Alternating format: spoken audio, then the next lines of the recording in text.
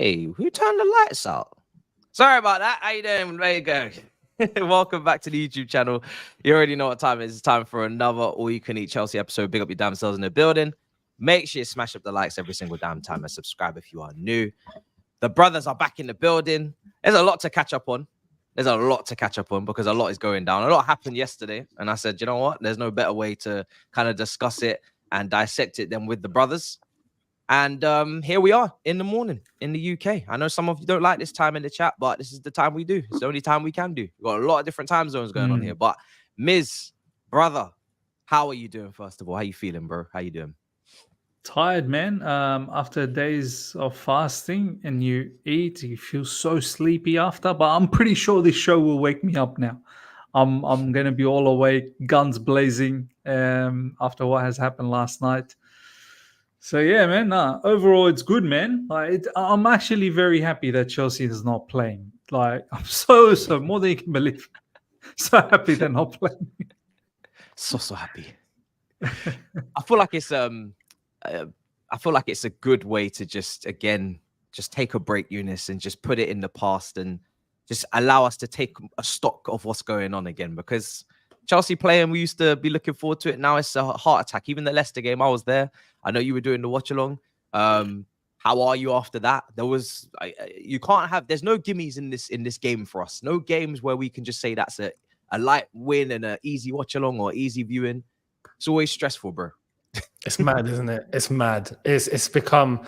I said this as well. I'm like, listen, every time Chelsea are playing, they have to put us through some sort of heart-threatening condition. Like, no matter, we could be playing Stockport County, and we'd probably be put through a situation.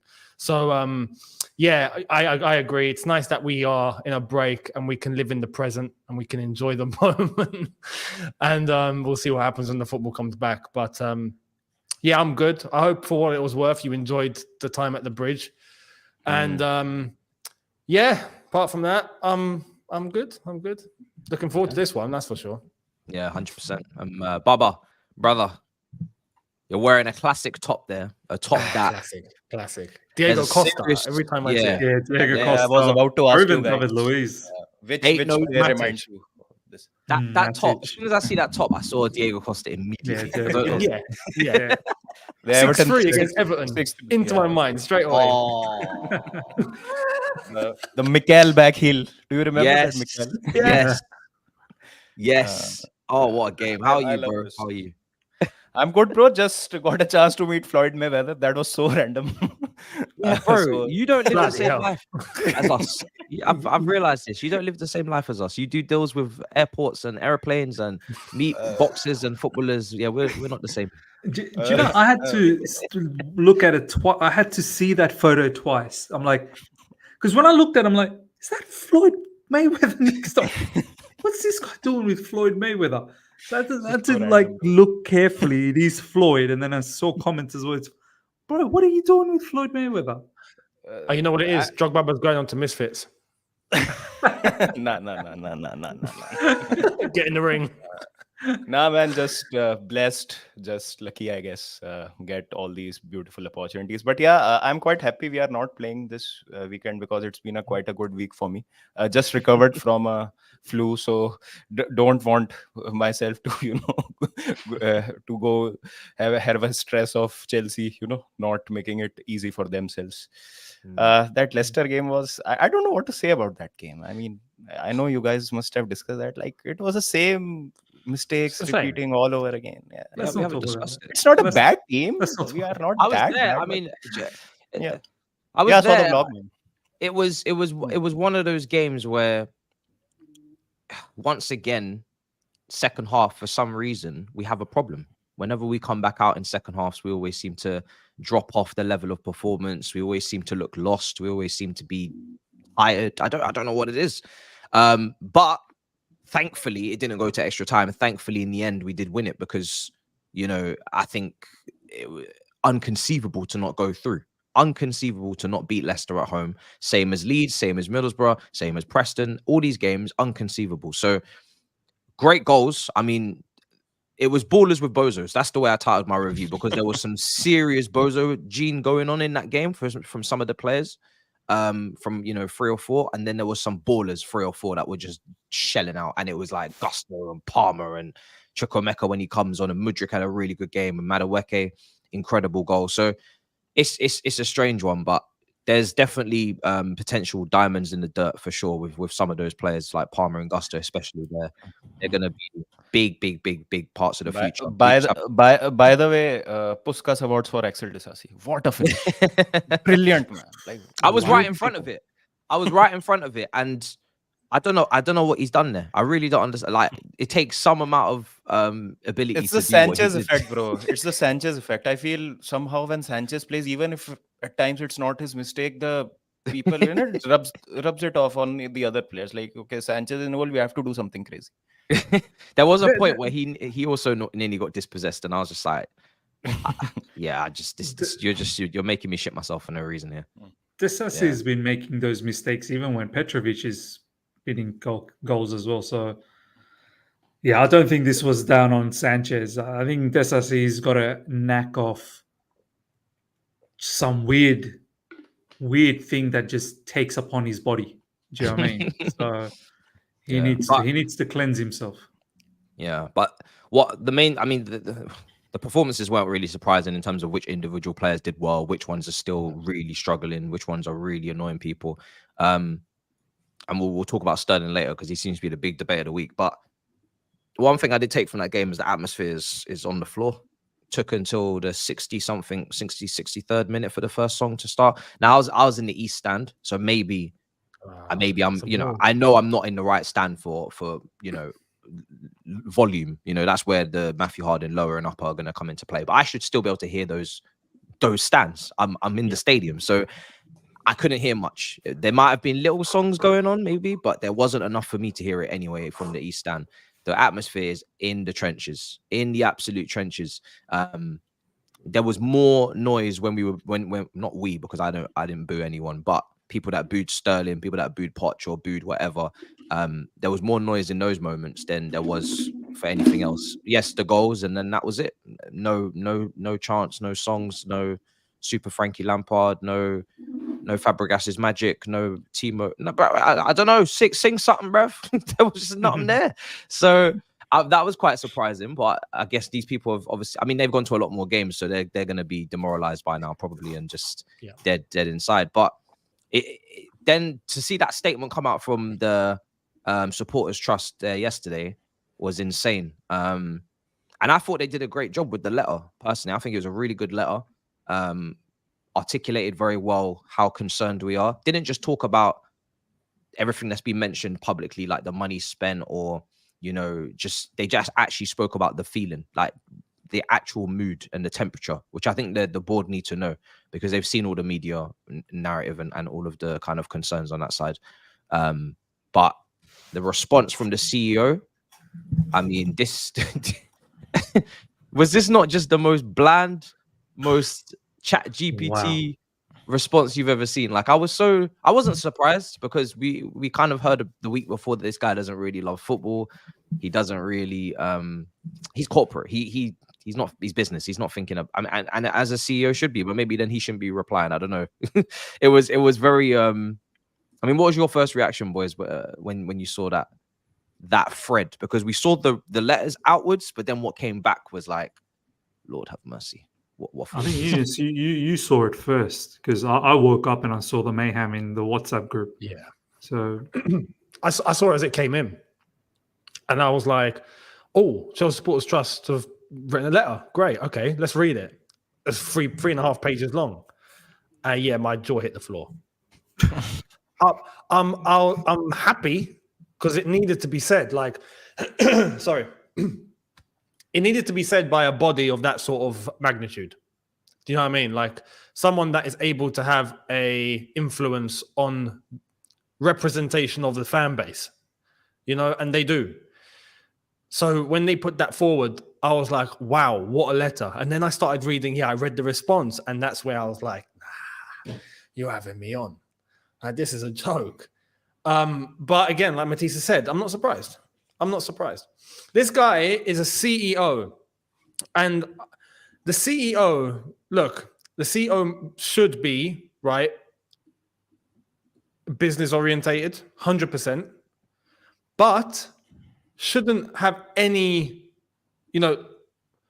shouldn't be someone that doesn't have a flipping clue about the football side either. Like someone in that position should have a knowledge and balance to do both, or balance of both sides of the club, business side and the football side. This guy is just fully business. This guy ain't got a clue about football. Hasn't got the clue about the fabric, hasn't got a clue about the culture, hasn't got a clue about what it actually means from the supporter point of view or what it means on the footballing point of view. It's just business, revenue. That's it. That's all I'm here for. Well, you shouldn't be CEO. You should be director of finances or something. Do you know what I mean? Treasury. Chief executive officer. Mate, you're one of the, aside from the chairman, you are the guy of the club. So it's unfathomable to think that we've got someone in there who's just not got a flipping clue on the football side, or at least on how the fabric of the club works on that side. Doesn't have to be completely involved because you've got people there, but much like you are the CEO, you should have also people running on the business side too. It's someone that should be overseeing. And the fact that he's just completely out of touch. That reply that he put forward was embarrassing. Like I saw that Chris Jurasek replied, and that was problem number one immediately, because the letter was addressed to Todd Bowley and Badad Eghbali. Why didn't they reply? No, they sent their stooge out. They sent their CEO out. You do it, Yeah. And in fact, when I started reading the reply, as you said, Matisse, it could have very well been written by ChatGPT. And you know what? I wouldn't be surprised, because we know how hell-bent these lot are on. No, I wouldn't insult ChatGPT like that, bro. All right, fair enough. Yeah, maybe ChatGPT's got more connection with fan base than Chris Jurasek. But the response, I was waiting for Chris Jurasek to say something about the points that the Supporters Trust had put forward in relation to the wider fan base, right? Yeah. And I'm reading and I'm just like, this guy's only just mentioned that, the fan advisory board. That's it. But in that letter, the Chelsea Supporters Trust put that we are happy that is in place. Now, we're not talking about that. We're talking about an entirely new thing that needs to be done to address the wider fan base. What are you going to do? This guy's talking about the one thing that the Supporters Trust said, we're cool with this, but forget this for a sec. He's gone back and he's just only mentioned that. It's bonkers. And then at the end, we need to increase revenue in order to keep up with our rivals. So we're going to fling everything up for everybody. Instead of actually trying to do things correctly in terms of the strategy to compete with those teams. Therefore, we can be on that same level. We're not going to be on that level if we're not playing Champions League football. Simple as that. But we're not putting ourselves in a position to get into that situation. So the response I just thought was really, really bad. Really bad. And then the response to that from the chairman of the Supporters Trust, I thought could not have been said any better. And that's where I was like, okay, this is serious. This is being done properly, and fair play to Mark Meehan for saying that, because addressing that straight to Chris Jurasek, you've not answered our questions, right? Straight up. You're diverting. What are you doing? And to wrap it all up with the points that he didn't address, and then at the end saying we're supporters, not customers. Beautiful. Absolutely beautiful. It needed to be said. And we'll see what happens from here on out. So, do you know what? Like always, I like to address these footballing issues with real life issues so that we can actually understand how to compare the both and where the feeling needs to be. About a couple of months ago, my company, we had a cyber attack, and this dude from wherever, I think from Scotland or whatnot, took over our system and locked it up, right? And we had to call the cyber, like whatever you call it, the cyber terrorist group and whatnot to come and help out, and the IT people. And it was mayhem for like 3 weeks. We didn't have a system. We couldn't, like, our organization couldn't sell the products. We couldn't service our customers. So finally, 3 weeks later, we got our system back. Right, we were able to unlock everything, and we got we got out of that whole situation. Do you know what the first thing our CEO did? The first thing our CEO did was, to all our customers for the next 2 months, discounted rates on all our products, because we couldn't service you for 3 weeks. We've obviously made you guys feel inconvenient, and we're going to give you that discount, and we'll make sure that the prices don't go up this financial year. We'll look after you, all right? Because it was a bit of an inconvenience. Similarly with Chelsea, you've been pathetic for 2 seasons. You're finding ways to increase revenue through jacking up the tickets for people that have been watching this absolute shit piece of show for the past 2 seasons. You've been jacking up the food prices, the merchandise. The one thing you could have kept aside, and you could have looked at revenue streams elsewhere, is the one thing you could have kept aside is that ticket prices. It's already so difficult for people to watch this and then pay so much money for it. You could have kept this one aside. You could have said, you know what? We are sorry for the shit show. We're not going to increase the prices on tickets. We're not going to increase the prices on food, merchandise, the bus, the coach, all of that thing. But nah, this guy, Chris, I keep calling him Jurassic Park because I can't pronounce his last name. This Jurassic Park brother, he comes out and he actually has the audacity to say, we have to keep to the levels of our rivals. No, you don't. If that's the case, why don't you meet the rivals, their levels in performances as well? It's not just about making sure the prices are in the same level as them. It shouldn't be. We are playing pathetically.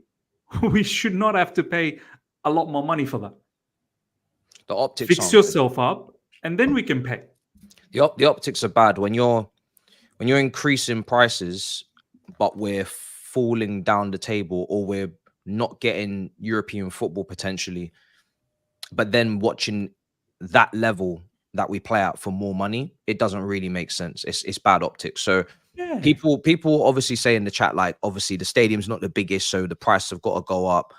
How are we gonna, increase revenue? But That's not the fans' problem. I'm sorry. That's it not isn't the fans' problem, but also we're not maximizing revenue in other areas because of the performance. Yeah. For instance, that Jordan Kit collaboration deal is in the air because of the performances on the pitch. That's got nothing to do with the stadium. If we were kind of guaranteed to minimum hit Europa League as a target, that deal would be done and that would be extra revenue. So it feels like for a lot of people, and especially when they've kind of bullet pointed every single increase and fluctuation in price, that you are gonna cost yourselves money with the model you've gone with, which is very high risk, could be high reward, but very high risk, and right now isn't working out up until this point. You've gone with that model. We're paying the price in terms of league position. We're paying the price in terms of the level we play at, and just dropping off as a club in terms of performance, in terms of the quality, in terms of the position, in terms of the connection. A lot of people are disconnected, and in terms of just not competing on any front in Europe or in the league. Obviously, we have the cups. To then match that with punishing us again on top of that with the prices, and the people are like, sponsorships also, bro. We have been bottling sponsorships as well. The Oman Air deal is not like in place right now. They pulled out. Is that because I heard that they're going with a competitor of that company, or they're trying to? No, it's not. Apparently, Oman Air had like a shift in terms of like people running it, and they decided, the new guys decided to pull out, basically. So Starlet's not happy in the chat. He said, I was just gonna say. He said Bruce Buck was like this, right? No. You want to take just quickly before Younes does it. Just before quickly, Matisse, can you just bring up that T-Base Salifa's comment? Just leave it there, and then Younes go. Go for it. Let me see if I can find it. It's third from the bottom. T-Base Salifa. Because I don't understand some of these people. I really don't get it. Yeah, go on, Younes. You were going to say something. Oh, okay. I thought he was going to address that first. No, look, Bruce Buck, I'm not saying you can't have someone that's come from a different field or whatnot, but that person that comes in needs to understand both sides of the club. Simple as that. Business side, football side. You generate that balance, cool. You're more than welcome. You're right. Bruce Buck came from a lawyer background, but from before Roman, when he was here, before Roman, right? Just because he was there, I think he was at the club just over 20 years, right? That goes to show the longevity and the success under that guardianship. That says everything you need to know. He wasn't the CEO, though. He was the chairman, much like how Todd Bowley is the chairman now, funnily enough. When you look to the CEOs or the people at the club, Roman never really had an actual CEO. He had Peter Kenyon, he had Ron Gourlay, and then he had Marina Granovskaya. Those were the ones. So you understand that the structure was different, but the structure worked. Now we've got someone in that's coming in as a CEO. We've got the chairman who's actually one of the flipping owners, right? And he's not even here. And we've got this guy as a CEO. Whoever's meant to be running needs to understand both sides. We're not doing that. We're only going business. It's wrong. And we're seeing the consequences. This model and strategy, like Matisse has just put, is very, very high risk. And now we're starting to see, after 2 years, there's no results. So that's the problem. That's the problem. And when you get someone like Chris Jurisic come out, he's talking all this customers, doesn't have much to do with football. And now he's talking about not even addressing some of the concerns of the supporters' trust in terms of what is going to be done to address the wider fan base. You know, people like all of us, right? Not just the fan advisory board or the few representatives, or no, what are you going to do to address the entire fan base in terms of where are we going? This is why people are feeling a disconnect. We don't know where we're heading. We don't know where we're going. We don't know what the plan is. What's going on, right? People are scared that it's all just money orientated. Do something to prove the fan base otherwise. If not, this is only going to continue. That's the problem. So when it comes to comparisons, obviously we know Roman was, bankrolling, and this guy was just, you didn't need really, you didn't need so much clarification on what was going on, because it was quite evident that he was just going to come in and he just wanted to win. So he was going to spend, and he was going to sack people, and he was going to win in a manner which was, flexing almost. Like he's going to flaunt his stuff, and he doesn't really care about how much maybe debt the club owes him, or he doesn't really care about how much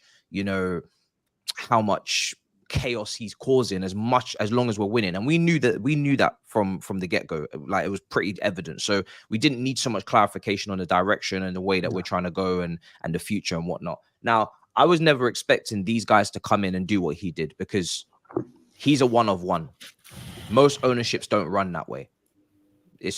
Most ownerships, they do look at the bank balance, and they do look at the profit and the loss, and they do make sure that everything kind of stacks up. And obviously FFP is also there as well to potentially, stop teams like Newcastle who have just been bought doing what Roman did.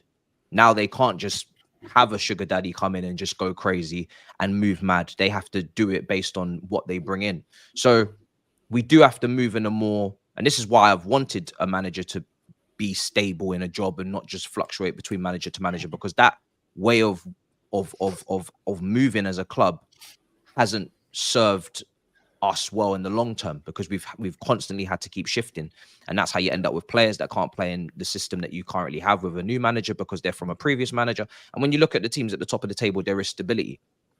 So that side of it, I'm more than open to and understand. Like, I've always been down for just us kind of stabilizing and trying to build something more, more, I don't know what the word is, but a little bit more, just more stable. Do you know what I mean? Just something more long term. Longevity. Yeah, like the success that we have is very like this. Spikes. Sustained success. Sustained success is absolutely critical. Like, if you can sustain success, then you're fantastic. You're sorted. You want to be at the top for a long time, not for a good time. You don't want to just go up and then down and up and then down and up and down. So that side of it, no problem.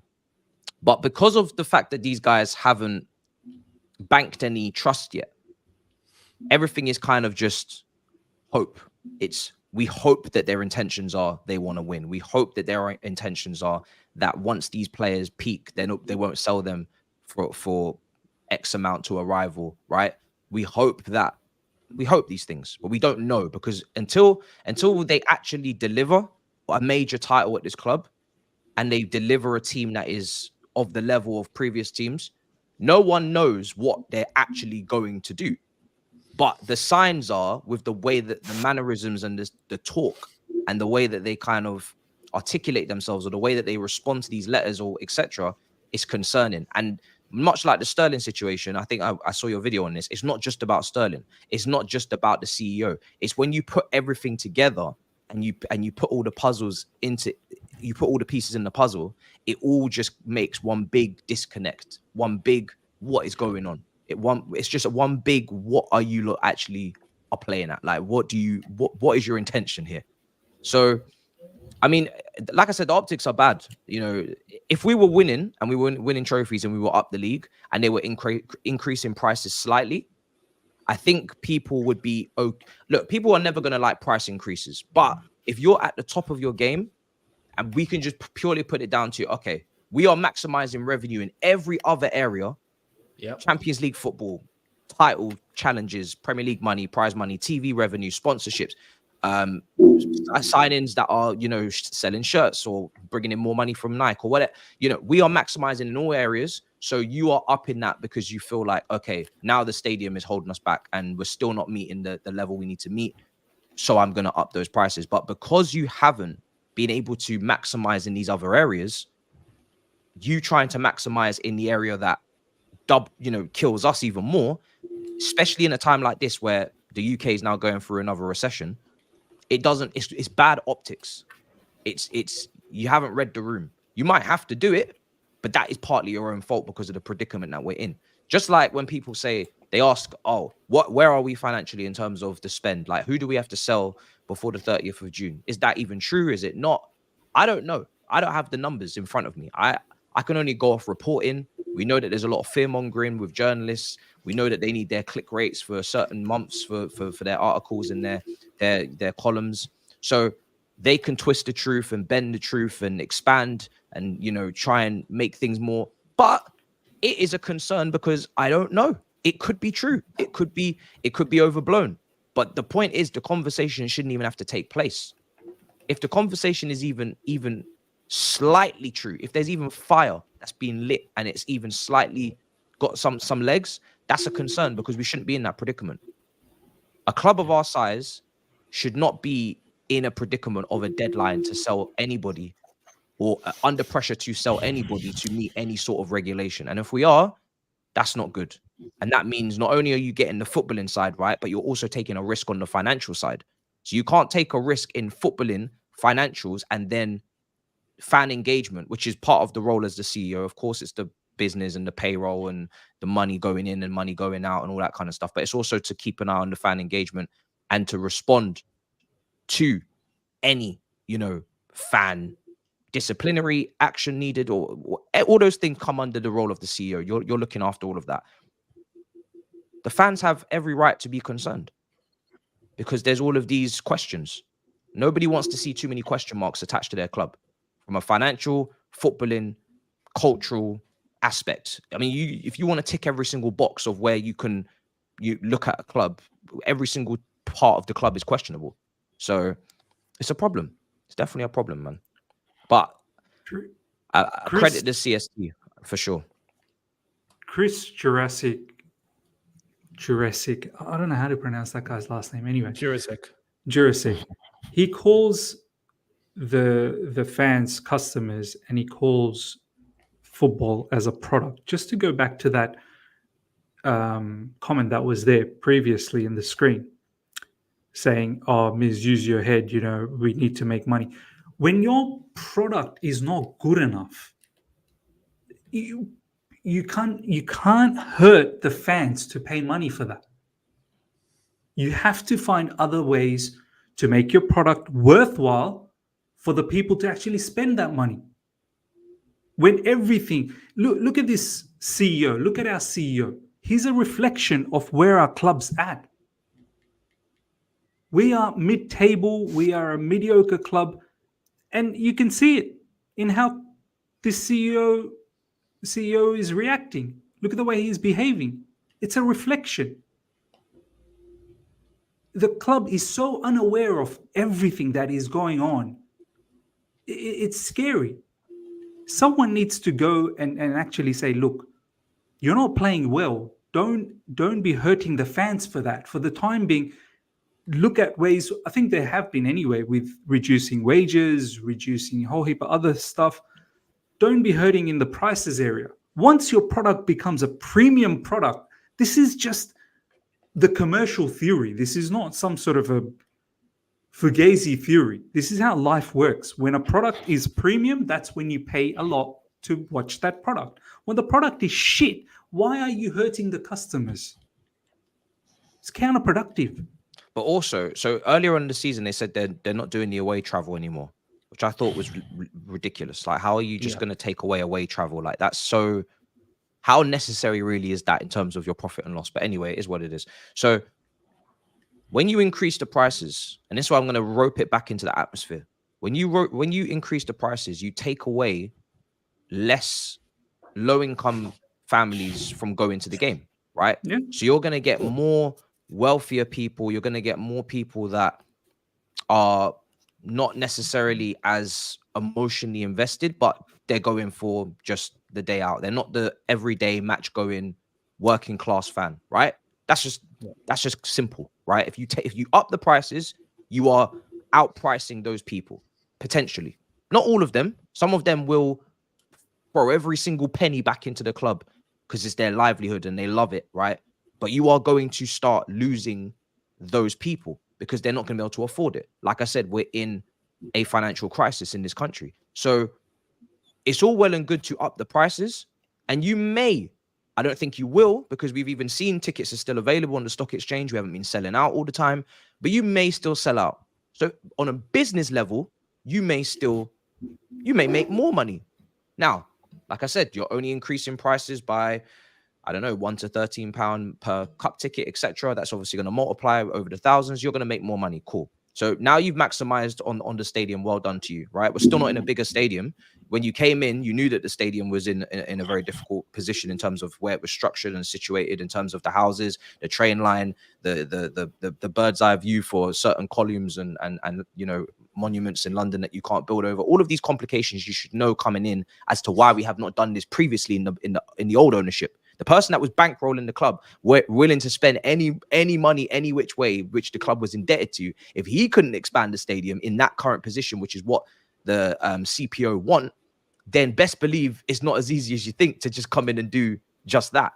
Now, some people will say just pick up the shit and go to Slough, or go to Maidenhead, or go to, I don't know where you want to go and take Chelsea, but it's not as simple as that. It's not as simple as that, because there's people that own that pitch for a reason. It's to make sure that you can't just do whatever you want and just pick up and just and we're one of the few clubs, if not one of the only ones left, that are actually where we're based. We're actually situated exactly where we started, which I think has a lot of value and a lot of meaning. Obviously, it's frustrating for a lot of people who don't care because they just want a bigger stadium so we can increase the revenue.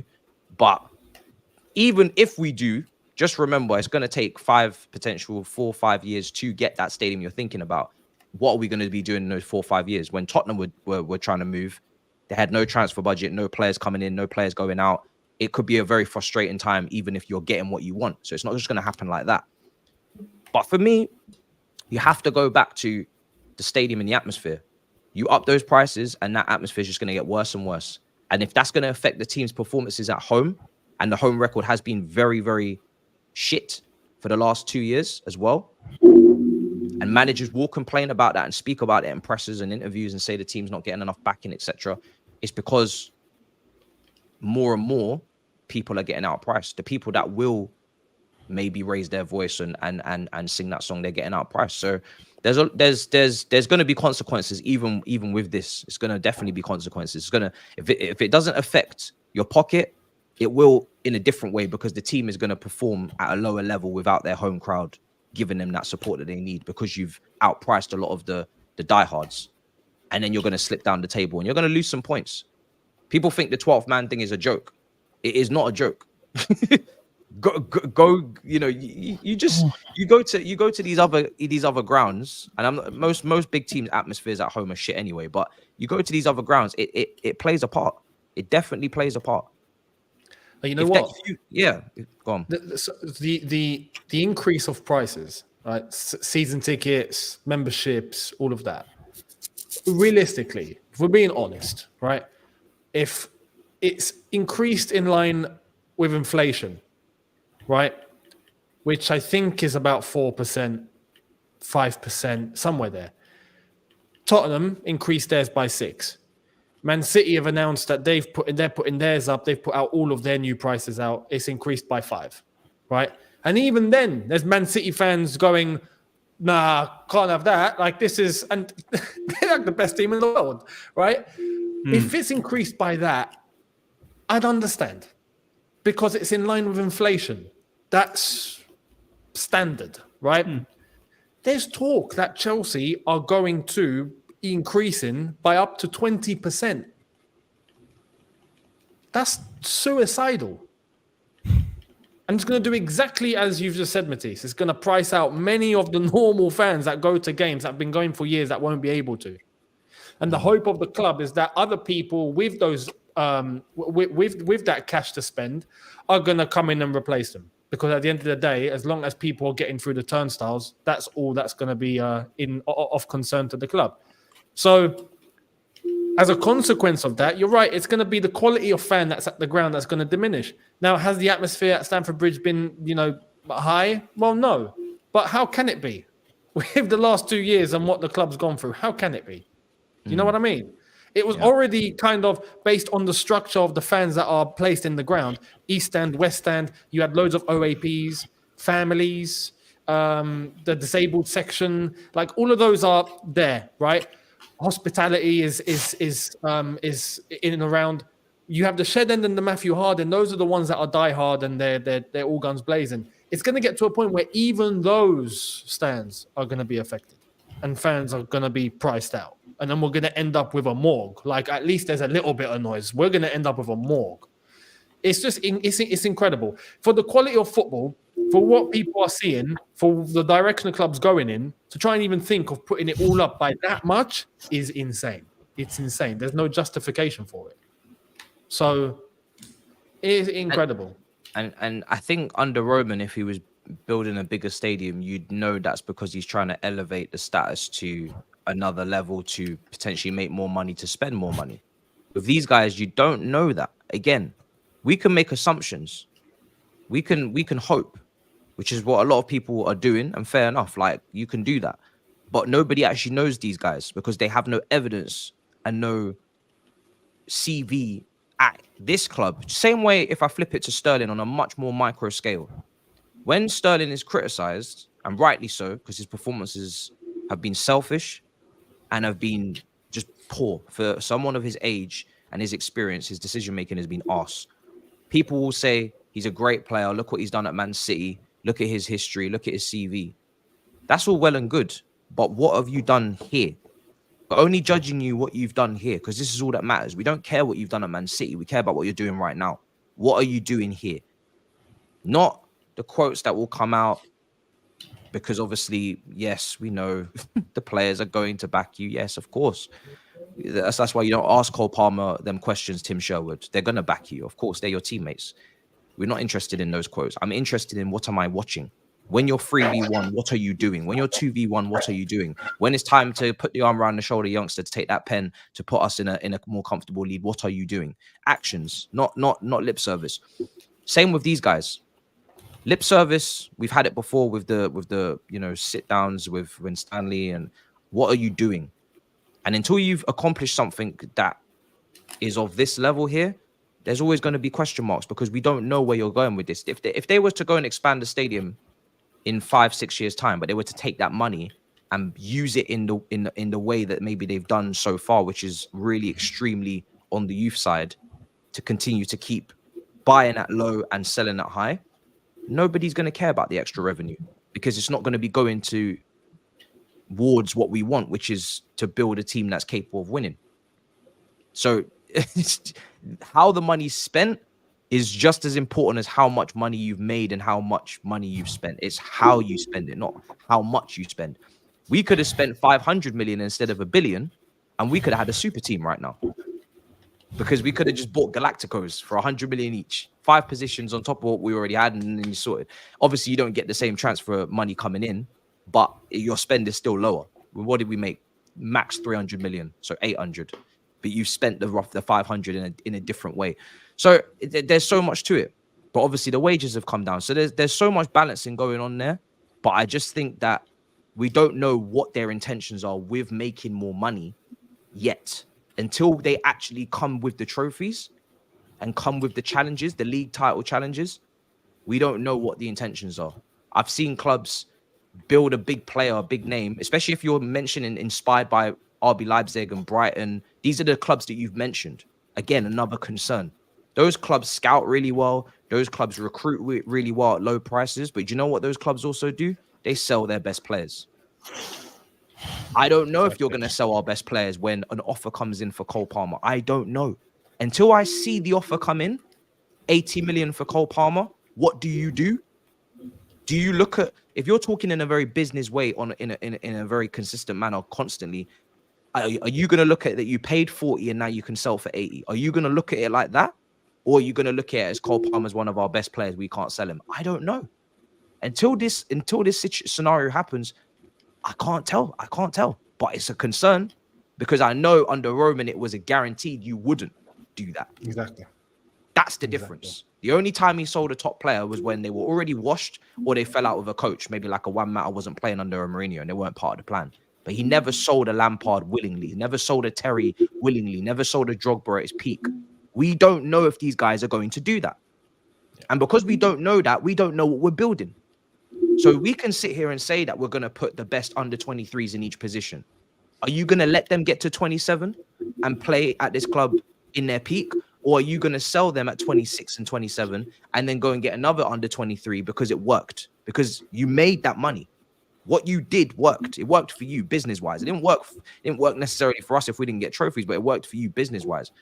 This is why when people in football speak business too much, people get concerned because if you're running it completely as a business with no ambition to win, I mean, you won't maximize on your money, but you're certainly not going to maximize on your support. That's for sure. Because we got a big fan base now. We might not have one in 30 years if we don't continue to be successful. People will support other clubs. There's another point to add to that. So you have the one side where what will the club do if a bid for Cole Palmer comes in, say Real Madrid comes in, we want to pay 100 million for your player. What will the club do? So that's one part of the argument. The other part is, what will the player do? Back in those days, what you just said, Matisse, Lampard, Drogba, they stayed at the club because reason to stay. We want to stay. This club's winning stuff. Like, I don't want to go nowhere. Like, I'm staying here. I can become a legend here. I can get a lot of silverware. Cole Palmer's going to get to a position one day where, let's just say for argument's sake, Real Madrid knocks on the door. Club might say, nah, we can't let go of Cole Palmer. It's very important to us. Cole Palmer might look around and say, you don't really compete. You don't compete for nothing, brother. Take the money. I'm giving you good money. Take it. Let me leave. It's much like what Ivan Toney's doing with Brentford, how he recently said, the best case scenario would be Brentford get their money for me, 100 million or whatever, and Real Madrid come and collect me. That's what's Cole Palmer going to say in a few seasons' time with Chelsea. He's going to Chelsea collect the money. Can I just add, right? We were now, again, you can't do this now because obviously our revenue is not at a point where we can spend maybe that much or whatever because FFP and these new rules. But we were at the beginning of the last dynasty, we were able to get players like Steven Gerrard handing in transfer requests, Wayne Rooney handing in transfer requests, Luka Modric. Players like this wanted to join, and the only reason why they didn't is because they weren't allowed, like because they were actually forced to stay. Deep that. Like that's the equivalent in this modern time of going to Manchester City and saying we want Kevin De Bruyne. And Kevin De Bruyne being like, yep, I want to go. And then he puts in a transfer request. But knowing that, you have to know that it can go the other way. We could be that club where if someone comes in like a rival of ours, Because remember, if money is only in this league, then we can only sell to this league. So then when people ask, how did Mason Mount go to Man United? How did Kai Havertz go to Arsenal? How did Kovacic go to Man City? It's because the only teams in football with money right now outside of Saudi is the Premier League. So if you're going to get your maximized profit or your maximized revenue from sales, you need to sell to the highest bidder. And the highest bidders are all here. They're all rivals. So if we're selling, and if that landscape doesn't change anytime soon in the next 10 years, and La Liga and Serie A, and they don't start to maximize their marketing or make their teams, you know, provide more profit and have more money, if these teams continue to be penny pinchers, which is what they are, top Italian teams, a league that had Ronaldo, Inzaghi, Kaká, Seedorf, top Italian teams, they want Trevor Chalobah on loan with no option to buy. Yeah? Top Premier League teams will come and they'll say, give me your best player. And who knows to say if they won't hand in a transfer request if we continue to not compete, which is at the moment something that we need to sort out. We need to start competing. Next season, we can always keep kicking the can down the road and keep making excuses for why we're not competing. It can be injuries this season. Next season, it because we signed too many players again, they're integrating or whatever. We can keep doing this every single season. But that's why I always say every club has their context. It's you still have to deliver results based upon your context. If you don't demand results, then you know you're just gonna have excuses every day. I could wake up every day and find an excuse as to why I couldn't create content that day. My belly was hurting. This, that. But the results are when the people come to the channel, how much content did you put out? Is it good? Is the quality there? Not you didn't feel well that day, you had a runny nose or you had to go do something and you got stuck in traffic. They're looking at the results. They're looking at your channel and they're looking at the results, the output, the GA. The channel, did you get a goal, assist, goal, assist, goal, assist? Not, sorry, I was ill. Sorry, I couldn't do this. Sorry, I had a problem. Sorry, my ankle. Results. This is a results-based platform. It's a results-based, everything's results. Everything's about results. So for me, it's very important not to steer too clear of that. Even though you're chasing stability and longevity, you still have to produce some level of results. And I don't think sitting in 11th, we can comfortably sit here and say we're all G, because the teams above us got much more money than they used to. You can't just leapfrog Aston Villa like you used to. They can, they can spend, they can pull in players like Coutinho and then bench them the next week and replace them with Diaby and then bench him the next week and replace him with Bailey. So if a team can do that, I wouldn't be so comfortable about, when we add these players, we're just gonna go there. Like, what about the other teams? And anyone gonna add players? So it's you have to respect the competition, man. It's not easy out here these days. And on top of that, I just thought of another factor. So you've got the club, do they want to sell or not? You got the player, the other factor is we don't even pay the biggest wages anymore.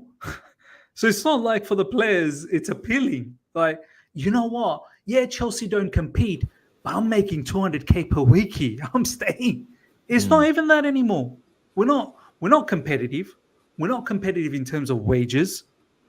These players, there will come a time, if we continue this way, there will come a time, whether you like it or not. I see the people like Marvos and the starlets in the live chat. They don't want to believe in nothing. They want to live in a fairy tale world.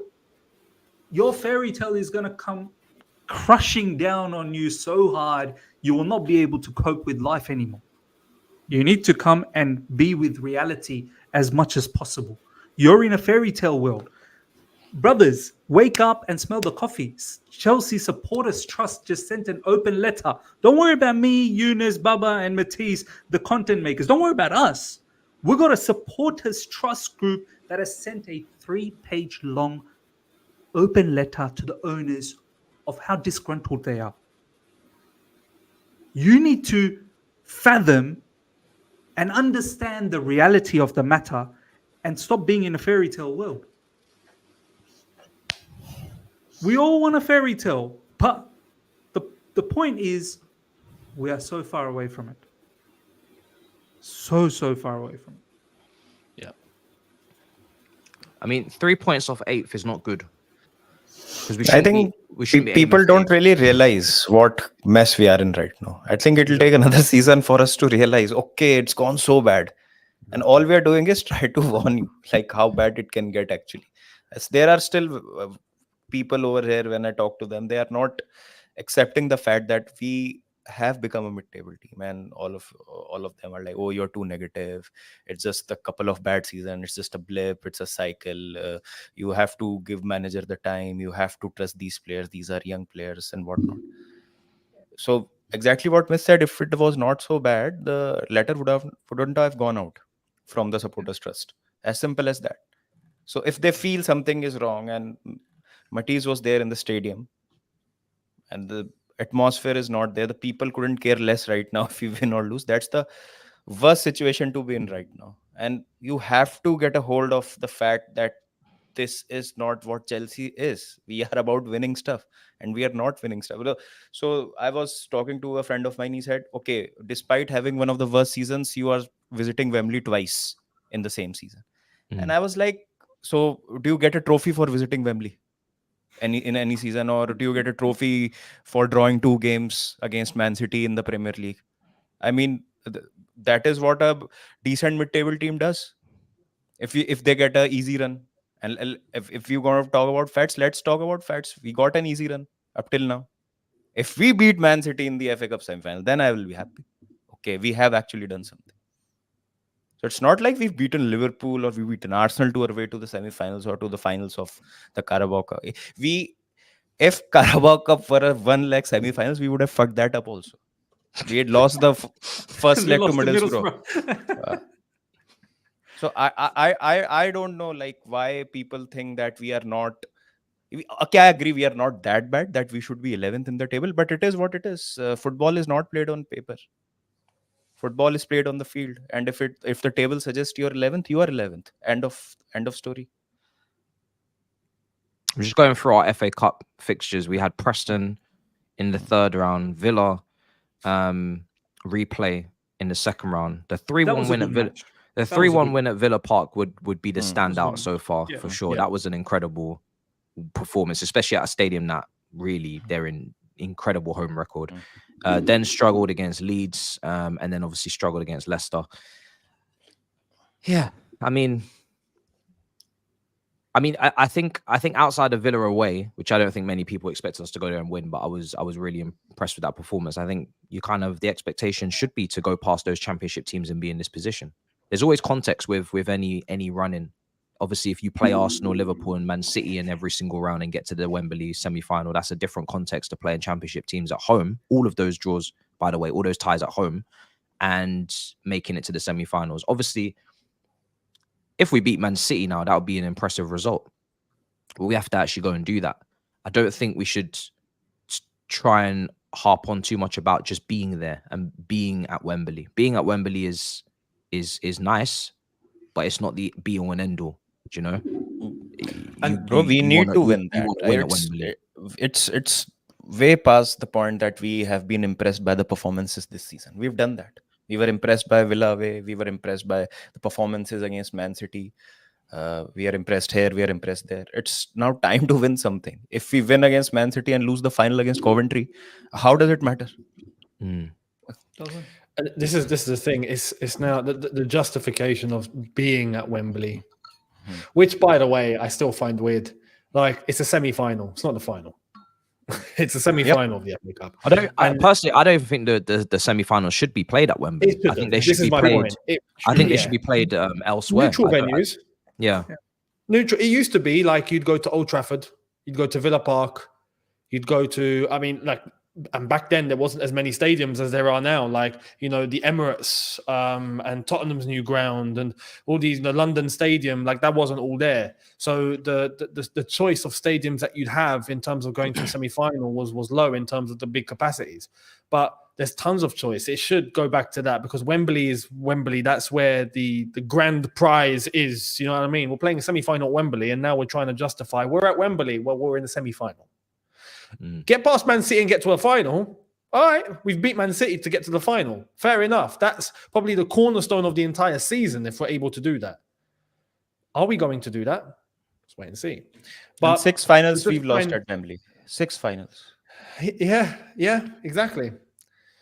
So to try and justify and take just the little crumbs that we can find, it's not good enough. It's not good enough. The last 2 years as a whole have been horrific.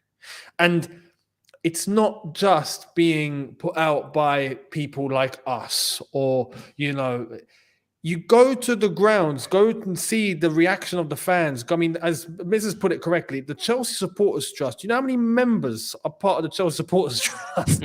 Yeah. Thousands and Wow. thousands of members are with the Chelsea Supporters Trust. And this letter that they put out was dated the 8th. They kept it under wraps up until when they got a response from the club yesterday. Chris Jurasek put out that response, and then the Chelsea Supporters Trust put out the immediate response. That's why it came out, because they were waiting for the response. But that came out on the 8th. That's 2 weeks ago. And that's to summarize the whole feeling at the club right now in terms of the fan base.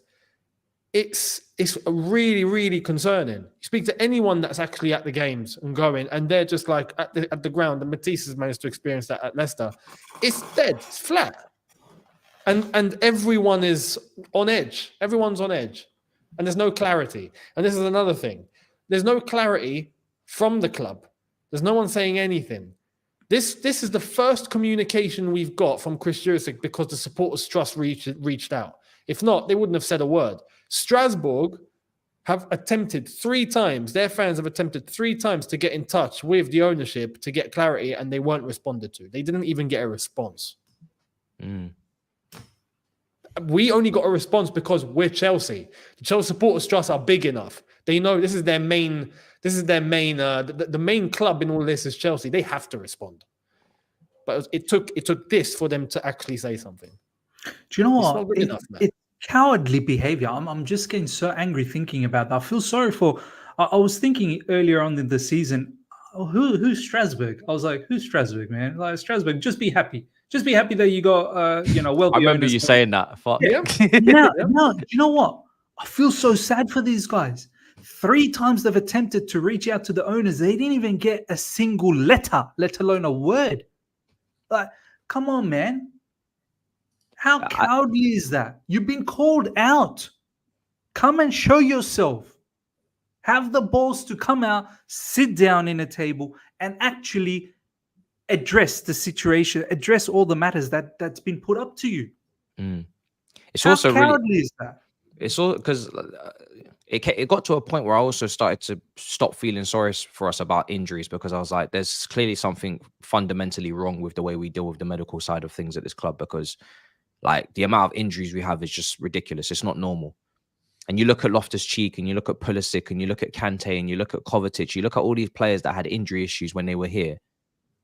Even that's before we revamped or switched up the whole medical department, and they're all fine, no injuries really, and they're all handling business. And I actually feel a lot of people hate this squad. I feel sorry for a lot of these players, not all of them. Some of them I think are not doing the job to the level they can, and that's more the experienced ones, actually, the ones that are paid the most amount of money, whether it be the Chilwells or the Sterlings or whatever, the Sanchez's in goal. But I do think a lot of these players have been put in an ecosystem that doesn't help them, and it's put the perception on them that they don't have any talent, and I don't think that's the case. I think a lot of these players have talent, but they're in an environment where they don't have anybody to look to in terms of leadership. They don't have anybody to look to in terms of guarantees. They don't have any sort of stability in terms of the team and the way that we approach things, because of the injuries and the lack of chemistry between players, because there's always a constant shift of players. And I think I know Goonie would sell all this squad. I think if you was to sell a lot of these players again, and you were to send them to their respective destinations, I'm not saying all of them, but I think a decent chunk of them would then go on to show their level of quality as well, and go and show the level of potential that they actually have. And we would once again be looking in the mirror for the 3rd or 4th time to say, what is wrong with us? What are we doing wrong? Why are we such a clear, obvious problem? Because when people leave, people used to come here to win and come here to succeed. We used to be the ones that facilitated that, whether it was Sarri or it was a player or whatever. Now players are going to start leaving and finding out that things are improving for them. Less toxicity, more support from the home crowd, more conditions and situations to win in terms of, you know, the way that the team is mapped out for them in terms of them playing in the right position and them playing amongst people that can help them and leadership and all of these intangibles, a better medical department, all of these things that make such a big difference. They're going to start seeing that they're doing better elsewhere. So we have to be very careful, man. I think like I said, I'm open to all opinions at all times because I like having all the perspectives. But I think if there isn't a little ounce of concern, I'm not cussing you, but because it doesn't really matter if you're not concerned, to be honest. I mean, if the CST, it doesn't matter if I wasn't concerned, the CST have spoken. They're the ones that are having contact with the club. So it doesn't matter if I wasn't concerned or you wasn't concerned or you're happy with the project or I'm happy with the project. The CST have just spoken. And the CST are literally the fan representatives, the representatives of the fans. Whether you want them to be or not, they are the representatives of the fans. The same with the CPO and all these groups. These are our representatives, not me or the YouTuber. The actual groups are your representatives. They've spoken. So if there isn't a shred of concern, I mean, I'm almost, I'm shocked, but I'm almost jealous because it must be nice. No, It must be nice to just. It must be nice to just be still no concern. It must be nice. It must be a nice life because I'm very stressed. I have to say I'm very stressed. So, but again, it doesn't. I don't have to be wound up about it because it doesn't matter. It doesn't matter. If you're not concerned, that's great. But it actually doesn't really matter because so many are concerned that it's going to make a clear impact. It has to make an impact. There's too many people that are concerned for the ones that aren't now to kind of like keep the ratio calm. is not. You can't. It's very much impossible to keep the calm now. You have to win football matches first and foremost. This is one thing I agree with. If you win football matches, all of these other issues which are still there, they become a lot less inflamed. They become a lot less, you know, it just becomes a little bit more calm. At least you have results.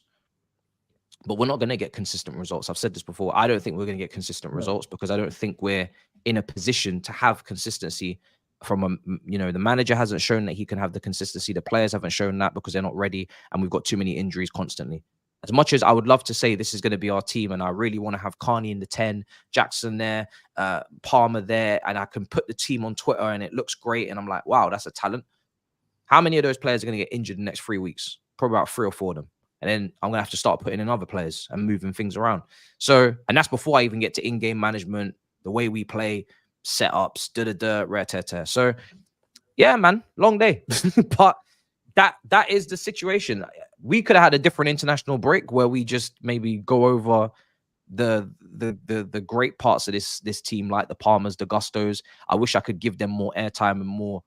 I think those players, especially in the predicament that we're in, they need even more like appreciation because we're so bad overall as a club, on the pitch, off the pitch, and concerns and noise, and the fact that they're performing in these conditions in their first seasons at the club at their age is remarkable. Absolutely remarkable. I think they're probably up there with some of the most impressive debut seasons I've seen at the club because I've seen statistics from bigger names and better players, but they did it in circumstances that were easier to do it. These guys are delivering stats, GA from Palmer, eye test, whatever. They're delivering in these circumstances. What are they going to be doing when we're in the right circumstances? It's going to be very interesting. But yeah, listen, that was the latest news, and I think it was necessary from the CST, to be honest. And I don't know, before we wrap up, what are your thoughts on the financial side? I guess, like I said, I don't know what's going on financials. So all of this extra articles coming out from TalkSport, and I saw Goldbridge was there speaking on potential FFP. Maybe there'll be points deductions next season. If we get a points deduction next season, that'll be another reason as to why we can't finish in a strong position. I don't know what's going on. Once again, for the people that don't want to believe in anything, you're crazy. Where there's smoke, there's got to be fire. There's got to be fire, some level of fire. So all of this financial fair play stuff, there's 2 sections to this. All right, one, the illegal transfers. The illegal transfers in terms of illegal payments under the table or raising revenue in different mechanisms under the previous ownership. And it's interesting how these owners, they would have seen the books, they would have seen all the accounting ledgers and everything before buying it. And I'm pretty sure they knew all of this stuff, that there were some numbers that were just not factoring. Some numbers are missing. Why is there a missing credit here? Why is there a missing debit there? Where did the money go away? Yet you chose to still buy the football club. So that tells you, they really thought that this is still a bargain. Let me get a fine, no problems, but this is still a bargain. Now they're doing their level best to shed light on the previous owners and how how it was not run properly at that time. So that's one factor. Some of the previous stuff that we did under Roman, it's coming into service right now, and there could be some implications there. I fully believe, all of this stuff that happened with Willian's agent fees, and there was even Eden Hazard's agent fees as well. These are not false ramifications. These are true stories. Even we all knew when Roman was around, there was some shady stuff going on. And yeah, you're right. Other clubs do it as well. Of course, no clubs, angel to this. No, it's just we're in the focus. We can only talk about us for the time being. So that's one thing. Second thing is that whole factor of sustainability rules. That's an issue. That is an issue. This is not a joke. I think Younes tweeted it out not that long ago. We made a loss last season of 124 million. We made a loss this season of 90 million. Do your maths. It's very simple. You can only make 3 consecutive years of an accumulated loss of 105 million. Now, with 2 seasons in, we've made, I think, 220 or 30 odd, something like that total. So next season, we're going to have to make close to 110 million or 115 million in profit to ensure we're inside the 105 million loss over 3 consecutive seasons. So you can sit there and go, no, I don't believe that. I don't believe. Just do the maths. Just do the maths. It's the thing that people have is this hope, because realistically on paper it can be done. We can comply. We can. And when you look at all the people, all the players that all the players that clearly the club would be happy to sell, or the ones that are going to be leaving, you try and bring all of that in, and you think if we were to get all those deals done, then yeah, we would comply. That's not the problem. The problem is, are you going to do all this before June 30th? That's the problem. Yeah. That's something that I'm seeing a lot of people just brushing it to the side. Like, yeah, it's fine. It's going to be like Football Manager. You just press like button and go, okay, and it's done. Like, no. Clubs know the situation we're in. Clubs are going to try and absolutely rinse us. I'll use an example. If Tottenham are actually interested in Gallagher, right, and Chelsea want to try and get Gallagher done before June 30th, Tottenham will be like, okay, we'll pay 30 million. We know you're going to have to either say yes, or you're going to have to take your punishment, mate. Deal with it. Well, I'm not going above 30. What are you going to do? On top of that, Gallagher is a little bit more complicated, because I think Gallagher can vouch for himself. He can go, I'm staying, I'm not going anywhere, and he'll run down his contract. If he wanted to, he could. If he wants to, he can. But you get the gist. Apparently, the Lewis Hall numbers were already accounted for, according to that Borson guy. He's saying we've already taken that into context. It's not like, that's to add on. Like the calculations that have been put out have already put Lewis Hall into context. So the Lukaku, Kepa deals that might be done are not actually going to generate what is needed to get Chelsea over the line. Those are the things that everyone's unsure about. We're not going to actually know 100% until it actually happens. Right? So we'll keep that one with a question mark. But the problem is to try and get all that done in a summer where there's the Euros. Someone like Gareth Southgate always vouches for things to not be done whilst the players are with him on his international duty. He's already got that, and there's been history of that. I know there's the Olympics, getting ready for pre-season, to try and get all this done before June 30th. It's going to be really, really, really, really, really difficult, and you're relying on the other clubs to do you a favor. And Younes, the other factor is last season we at least had Champions League and we went to the quarterfinals. So there was a revenue that was coming from there. What revenue, extra revenue, we're getting this season? We don't have Europe. One positive thing that we've done this season is we've cut down on our operating cost a lot. Our wages bill has drastically went down. Sure.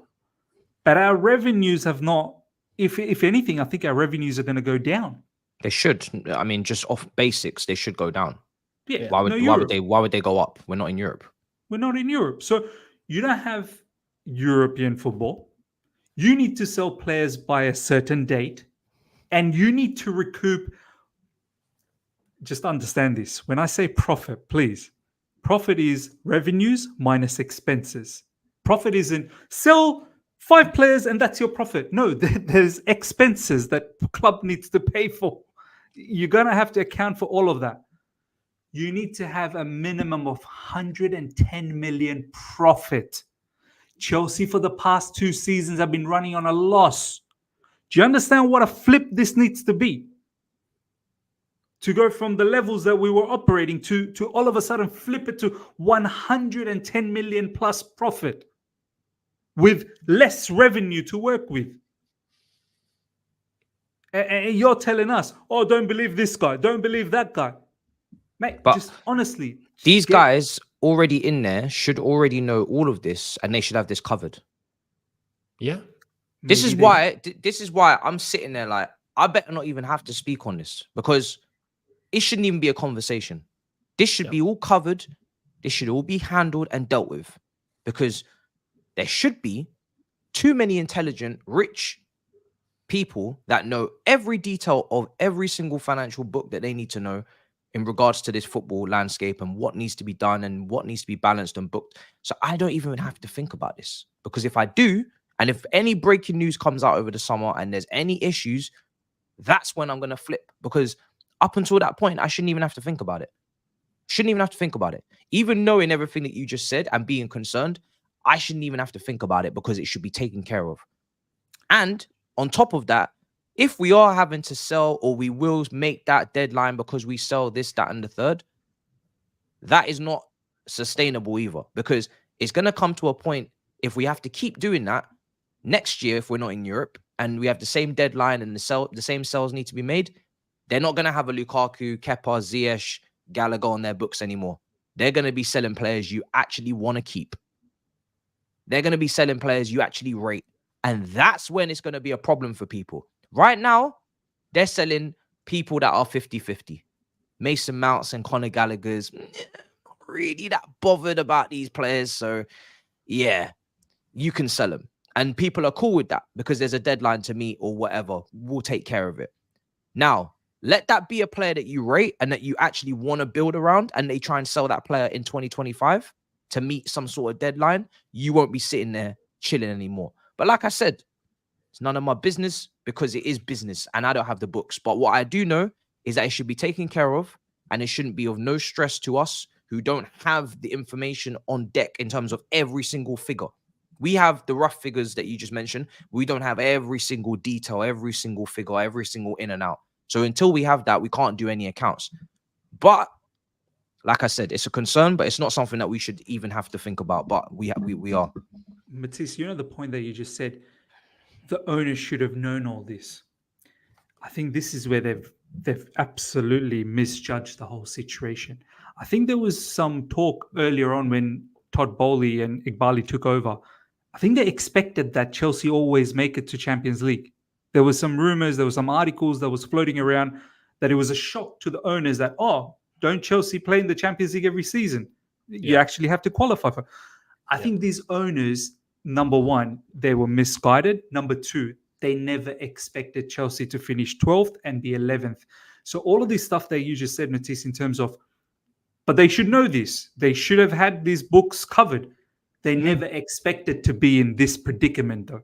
They never expected to be 12th and 11th. They thought by doing the investments they did last season, that a bare minimum, they'll get Champions League. And then this season, they really probably would have thought 100% Champions League, 100%. And the fact that we're not there and we're missing out on key sponsorships like Jordan, like whoever else. It's becoming a problem for them now. So they've We'll just find not out. been able to account for all of this. We're gonna find out, unfortunately. Let's go through some super chats. Says Velen says, I have lost connection with Chelsea. I'm more connected to Matisse's Strasbourg stream. I even look forward to international friendlies than Chelsea. Jesus Christ. That is mad. He also goes on to say Chelsea is like that son we all loved. Then he marries on an absolute bimbo and his life is derailing. We can only watch and hope he divorces the sketch. What kind of analogy is this, brother? Oh my days. He is going through pain, immense pain. Owners cornered themselves and mudded us all in one, says Brian. Please do more HG podcasts with Saeed Grizz. Brother, of course. Listen, we didn't set that thing up not to bring every brother through. Okay. All the guests. I already asked Younes this week because I thought he was in London. I know he's gonna be away on a little escape. Little trip. I know when Miz comes to London, when Baba comes back to London, if you don't think I'm lining up all brothers on this pod and making sure we have these one-to-ones, me and Miz have already done a podcast years ago on my old channel, and we had a great podcast, a great story. This is the first time I spoke to Miz on content. It wasn't even on football. It wasn't even on this channel. Brother, listen, you don't need to worry about guests. I've got everybody listed. Bro, we're gonna have everybody. Don't worry about that. So you go and get it. It's gonna take time to get through the list, but we're gonna make it happen. If CST says they're not customers, the quality of the product shouldn't matter. Support is support no matter what. We're a spoiled bunch, says Michael. I prefer not to speak. I hate when people say we're a spoiled bunch. How could you come up with that statement, Michael? We're 11th, brother. Where are we spoiled? Tell me which area are we spoiled? We're not even asking for much. A lot of us in the panel will say we'll be happy with 7th or 8th. It's Well, like I wouldn't be happy with it's eight. like when a guy was a millionaire and has become homeless. So if he's demanding for some basic needs, he you're gets to hear spoiled. that You're you're spoiled. spoiled. Let me flip this. Let me ask this question, right? I'm not even gonna I don't agree with the statement, and I don't really like it too much because I think when we talk about being a big club, we have to act like one. We can't just flip it whenever we want. So big clubs act like big clubs and small clubs act like small clubs for a reason, right? And we are now a big club. We've got 2 Champions Leagues on our chest for a reason, right? We've got 2 stars. So if there was any other big club doing this, they'd be kicking up a storm. If you think Arsenal fans, Man United fans, Liverpool fans, Man City, I don't even know if I want to bring them into this because, you know, I just don't know if I want to. But those other traditional top 4 clubs in the early 2000s, if you think any of them wouldn't be kicking up a fuss with the predicament that we're in currently, they would 100%. So we're not spoiled in comparison to what could be happening with those other big clubs. I don't think we're spoiled for not wanting to place next to Wolves in the table after spending $1 billion. Personally, that's just my opinion. Exactly. I don't see that. If you're going to be 11th, at least spend 11th money. At least charge 11th ticket prices. At least be 11th real. Be real 11th. Don't fake it and be there in the, you know. So that's me. Now let me ask you a question because I'm gonna flip it better. When is the cutoff point for you where you would get angry and then you now are deemed as spoiled by somebody else? So if we get relegated to the Championship, are you going to get angry then? And then are you spoiled? Because someone else could tell you we used to be in Division 2. So why are you complaining for? If we're top of the Championship, seriously, if we're top of the Championship in the 25-26 season, I don't think it's going to happen. I'm just making it as a hypothetical. If we're top of the Championship in 25-26 season and we're on our way to a league title and you're not happy because we shouldn't be there in the first place, are you spoiled? This is a question. I just want to know what your cutoff point is, because pretending that you don't have a cutoff point and you're just one of those football fans that will go, listen, we will support League 2, Conference League. If Chelsea are playing Halifax and the Liquidators playing, I'll be there bopping my head. But it doesn't mean that I'm not pissed off with where we are, because we should be here, not here. So everybody's going to support. No one's leaving. But when do you get angry? What's your cutoff? I just want to know, because everybody's got a different cutoff points. I want to know when yours is personally. Trust the process, says Brian. I don't think he's being. Trust the protest. Trust the protest. Protest. Sorry. I'm so used to just reading process. I didn't even think that even said anything else. Sorry. I thought he was being sarcastic. Performance aside, if they are increasing the price, are they investing in the stadium amenities to improve it? I saw them turning the bridge into bedroom. Yeah, Well, the women's game that was a sponsor. have this Hilton thing going on. The one thing I have said is they have made it look nicer. They've put up some nice little artworks and new sign and whatnot and stuff like that. But yeah, I don't know what they're doing inside to make the value for money be worth it for you or etc. I'm not sure. The response was pathetic. What's that emoji? Rats Oh, back in tunnel. I think he's talking about Chris Jurassic's response. Fair. I miss Roman Abramovich, highly wanted criminal, says that. How ironic. Jesus Christ. Thoughts on Palmer versus Saka Foden for England 11? Typical international talk. I'm not too bothered about this personally because I think Palmer's just got his break into that team. And I think Saka's obviously been doing it for a couple of years. Foden's been about for a couple of years. This is kind of Palmer's breakout season. Last season, Palmer was on the bench for City, kind of starting cup games.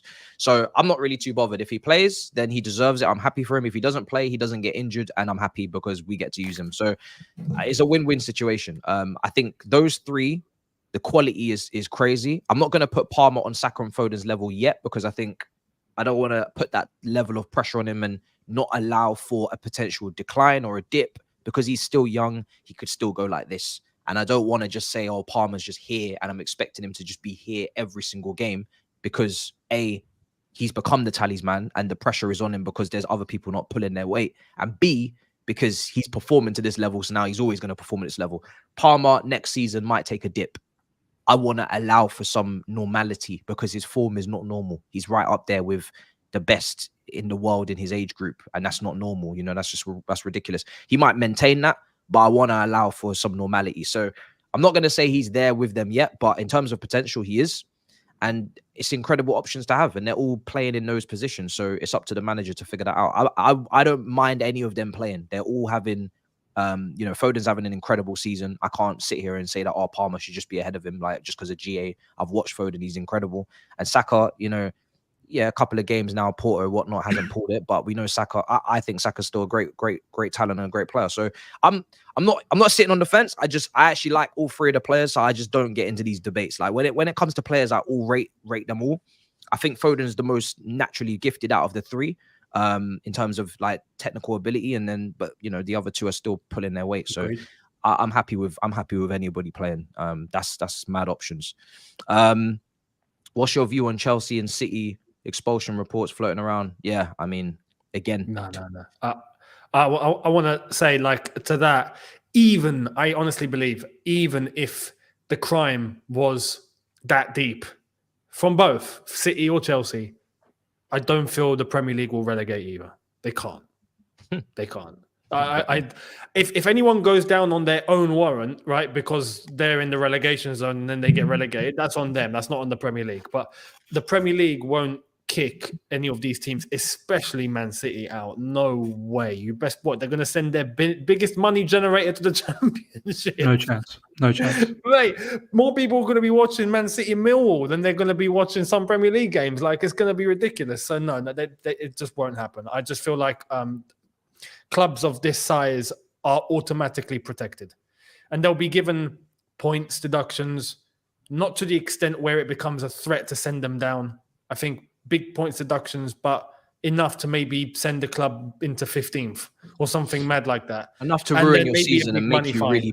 Yeah, enough to ruin your season, and then there's consequences for the following season because you wouldn't qualify for Europe. They'll make sure that they've done enough damage for you to learn your lesson without actually, what's the word, diminishing their product. The Premier League, that is a product. They don't want to diminish that. The games, the Manchester derby, the London derby, they don't want to take it to that level because their product now is not in the bin, but it's very much drop off there, and they don't know if you're going to come back up. So they really don't want to do that. They'd much rather you get relegated on your own accord just naturally because of performance. They don't want to be the ones to send you there and you can't come back. But you'll be suffering for a few seasons for sure because of it, which is not ideal because we've already suffered enough. I think 2 seasons is more than enough suffering personally. 3 is I mean, you don't have to look at me. I think those players, the best players in the team, will start to look at other options. Careers are too short. The careers are too short, and agents have too many contacts. That's the 2 words. That's the 2 sentences I have. Careers are too short, and agents have too many contacts. If we are in this predicament for a 3rd season running, Enzo, Caicedo. I mean, look at Caicedo's agent, please. These people will be moving, making. Enzo's agent has spoken already that there's a 3-year strategy. There's a 3-year plan. Well, we're gonna get into the 3rd year next season, so you're completely right. Good luck. At that point, I wouldn't be surprised if we're still not in Europe, they start looking at their options. And I'm gonna say this, right? Maybe I'm gonna be out of touch. But for this ownership, 3 years now you're here. Next season, you have to qualify for Champions League football. Anybody who wants to go below that, be my guest. But in my opinion, you should be qualifying for Champions League football. Now, you can say I'm deluded. You can say that I don't get it, or I don't understand the project or process, or I'm impatient. You need to make Champions League football. Yeah. You do. Because it would be a back-to-back seasons with 1 game a week, with no Europe. And when you have no Europe, you have an advantage because you have less games. You need to qualify for Champions League football. Now, some people might take Europa League, but for me, you should be trying to qualify for Champions League football. That's got to be the aim. If you're not in the premium competition, making the most money, what are you doing? You're so spoiled, Matisse. I can tell already. I can tell the people are like, "There's no way that's happening." But so let me just to some, because I knew when I said that I was going to get a reaction. Yeah. Right. And again, I'm not saying that, we're going to do it. I'm saying that should be the target, and that should be what we do in the 3rd year with what we've done in terms of the amount of money and resources we put into this. So let me tell you this. If we can go into the 3rd season and we are laughing at the idea of qualifying for Champions League football with no Europe and 1 game a week, if that doesn't tell you where we are, I don't know what does. So just watch how the standards drop so quickly. You are laughing at the idea of Chelsea Football Club qualifying for Champions League football in the 3rd season of this ownership with no European football and 1 game a week. You are laughing at the idea. Imagine. Yeah. You are laughing at the idea of qualifying for Champions League football. I want to take it one step further. That says it all. I want to take it one step further. So are those people now, are you okay with that? Yeah. Do you deem that acceptable? Yeah. If you don't expect Champions League qualification next season, when do you? 2027? Because, the years are getting on. Next season is 24-25. Then it's 25-26. So how many years are you like, when do you expect it? That's my question. When do you expect it? But it is what it is. Yeah, you live in reality, and reality is not good. Reality is not great. I know what reality is as well. I don't think we're necessarily going to get it, right? I'm not saying that it's going to happen, but I'm saying that should be the target. That should be where we should be there. We should be there. If we're not there, and that's the reality, then it's not a good one. It's not a good reality. If I'm homeless and I want a house, that's an unrealistic target, right? Right now, because I'm homeless. My reality is I'm homeless, but I want a house. That doesn't mean now that I don't still try to get to a position where I can be in the house because I'm homeless. I have to try to get to the house. And if I can't, that's a shocking reality for me. Shit, I'm homeless. You see what I'm saying? Just make it real basic for you. Reality is not something that you should get comfortable with. It's something that you have to be aware of, and you have to take it in and understand it, but you have to strive for better than your reality. Facts. If you don't strive for better than your reality, then you ain't going anywhere. What's the point? Do you know what I'm saying? My reality a few years ago was that this was all impossible.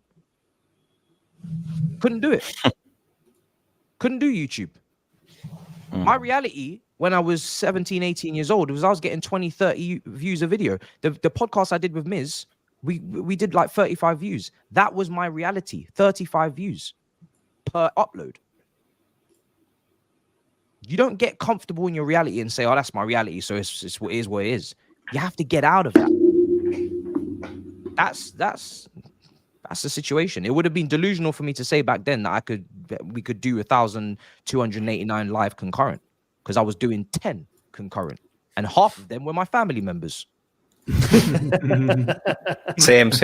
We all start like that. Bro, that was the reality. It would have been delusional for me.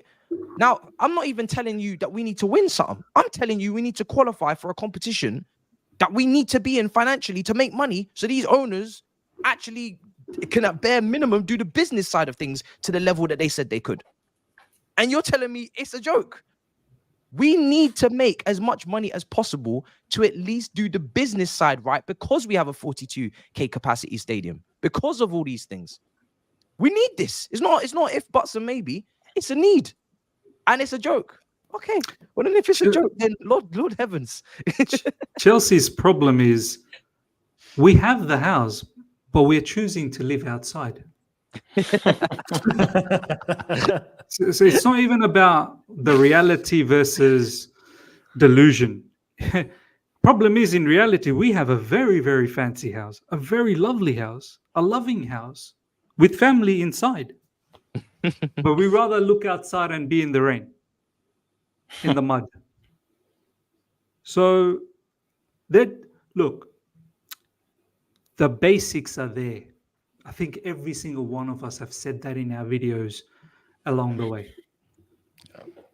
It's the owners need to change the vision. The infrastructure is there. A great academy is there. Plethora of talented players are there. Now just mix it up with few experienced people. Mix it up with people that actually know football. This Jurassic Park brother, this guy cannot be running. I can't believe it. This guy is our CEO. When Manchester United recouped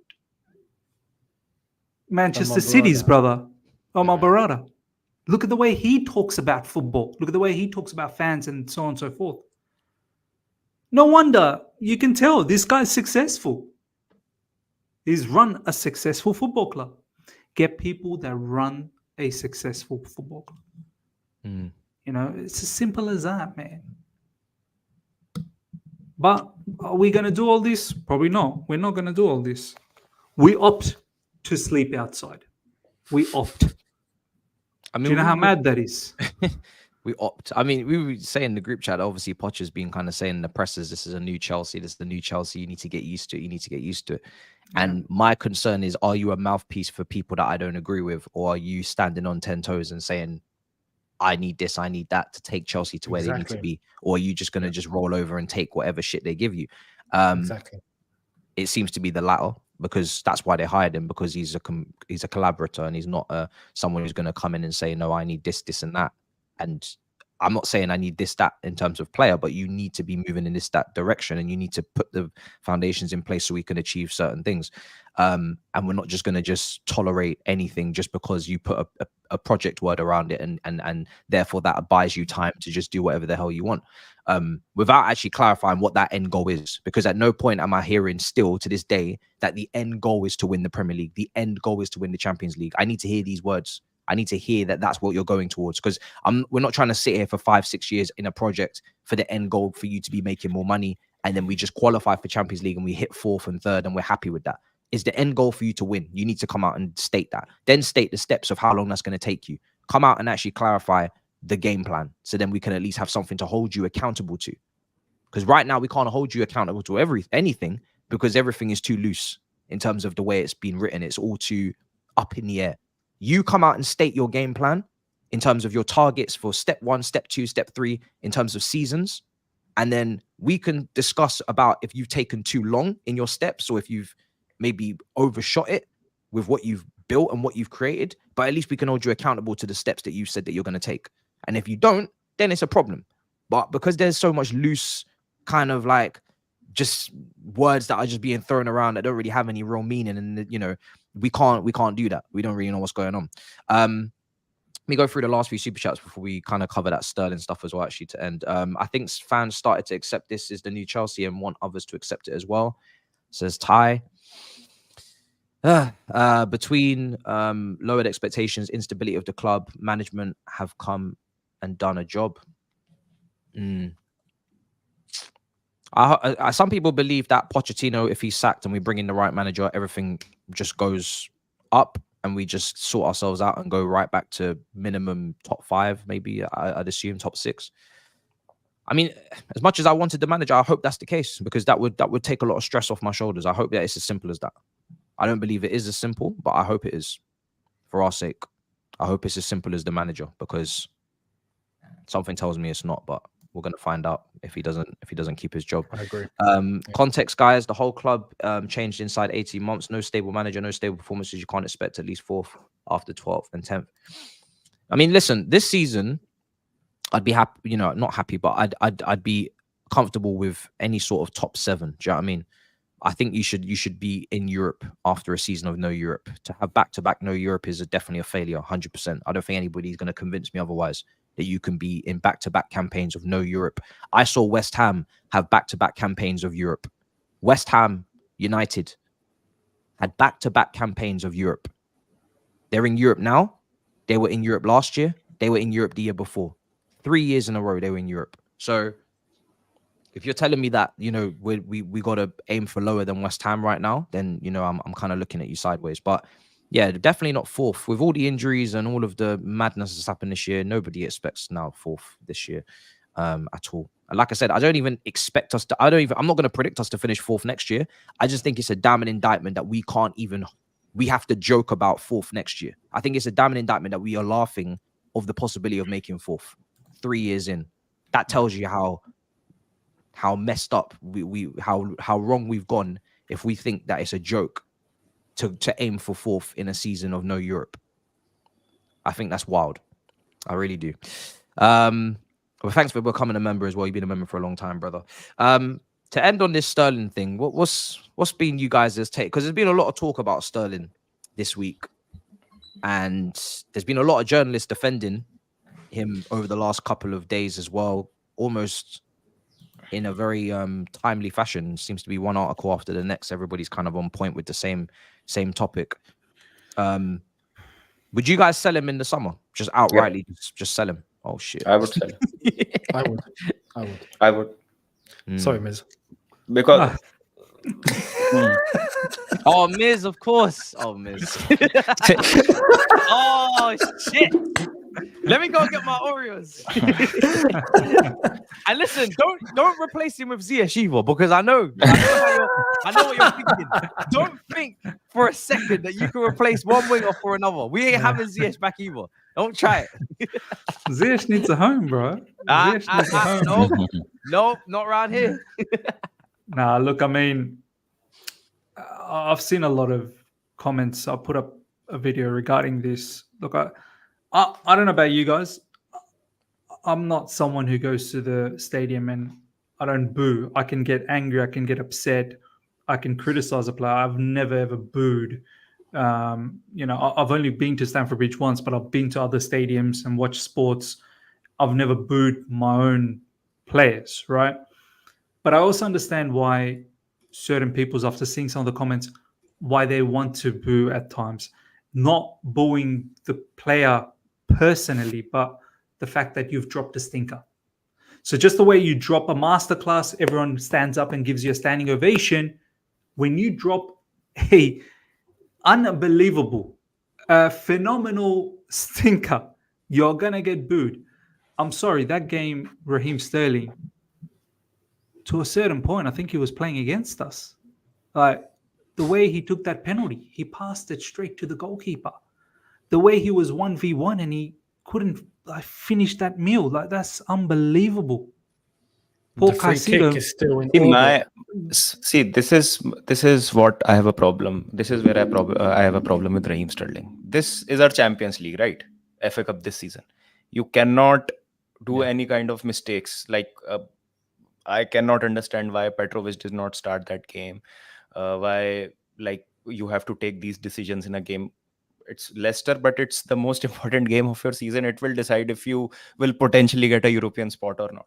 And in that game, Raheem Sterling, being one of the most experienced players that we have and who has won stuff with Man City, decides to do that. And Palmer is a designated penalty taker. He takes it off him in a game which we have to win at all costs. Does not matter if the score is 1-0. Does not matter if it's only Leicester. But we cannot take any chances. And that is where my problem with Raheem Sterling starts. Like, he is too selfish at times, in my opinion. And countless times he's got chances to square the wall in 1-on-1, in 2-on-1, in 3-on-1 situations with the goalkeeper. Hasn't once passed to his teammate, took the ball off Palmer, missed the penalty. So I don't expect this from my most experienced player. Let's be honest, Thiago Silva will not feature regularly. So he is our most experienced player in the 11. And he's a player who has won stuff. It's not like he has the Premier League or new waters for him. He has done it with Liverpool. He has done it with Man City. So don't tell me this that, okay, he needs time to adjust. If Raheem Sterling needs time to adjust and needs some confidence back, we are fucked.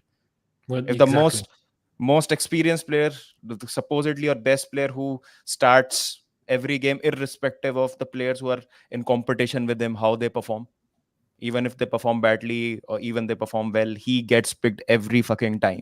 And still he does that. I don't know like what it will take to get his confidence or the motivation back. And these players needs to be self-motivated. Raheem Sterling should not be looking for motivation. A player like Mudrik looks for motivation, I can understand. A player like Caicedo looks for motivation, I can understand. The first season in the Premier League, most of them are playing the third season of senior football. But Raheem Sterling, you cannot do that. And being the most expensive player in terms of the wages that he's earning right now, it is unacceptable for me. The fact we're in the situation where Sterling is the one that everyone has to even look to in the first place is crazy. We're in a situation, he's looked at as the senior player. He's one of the most experienced. Aside from Thiago Silva, who's 40, the next guy you turn to is Sterling. That shouldn't be the case. The fact we're even in that position is crazy because Sterling isn't a leader.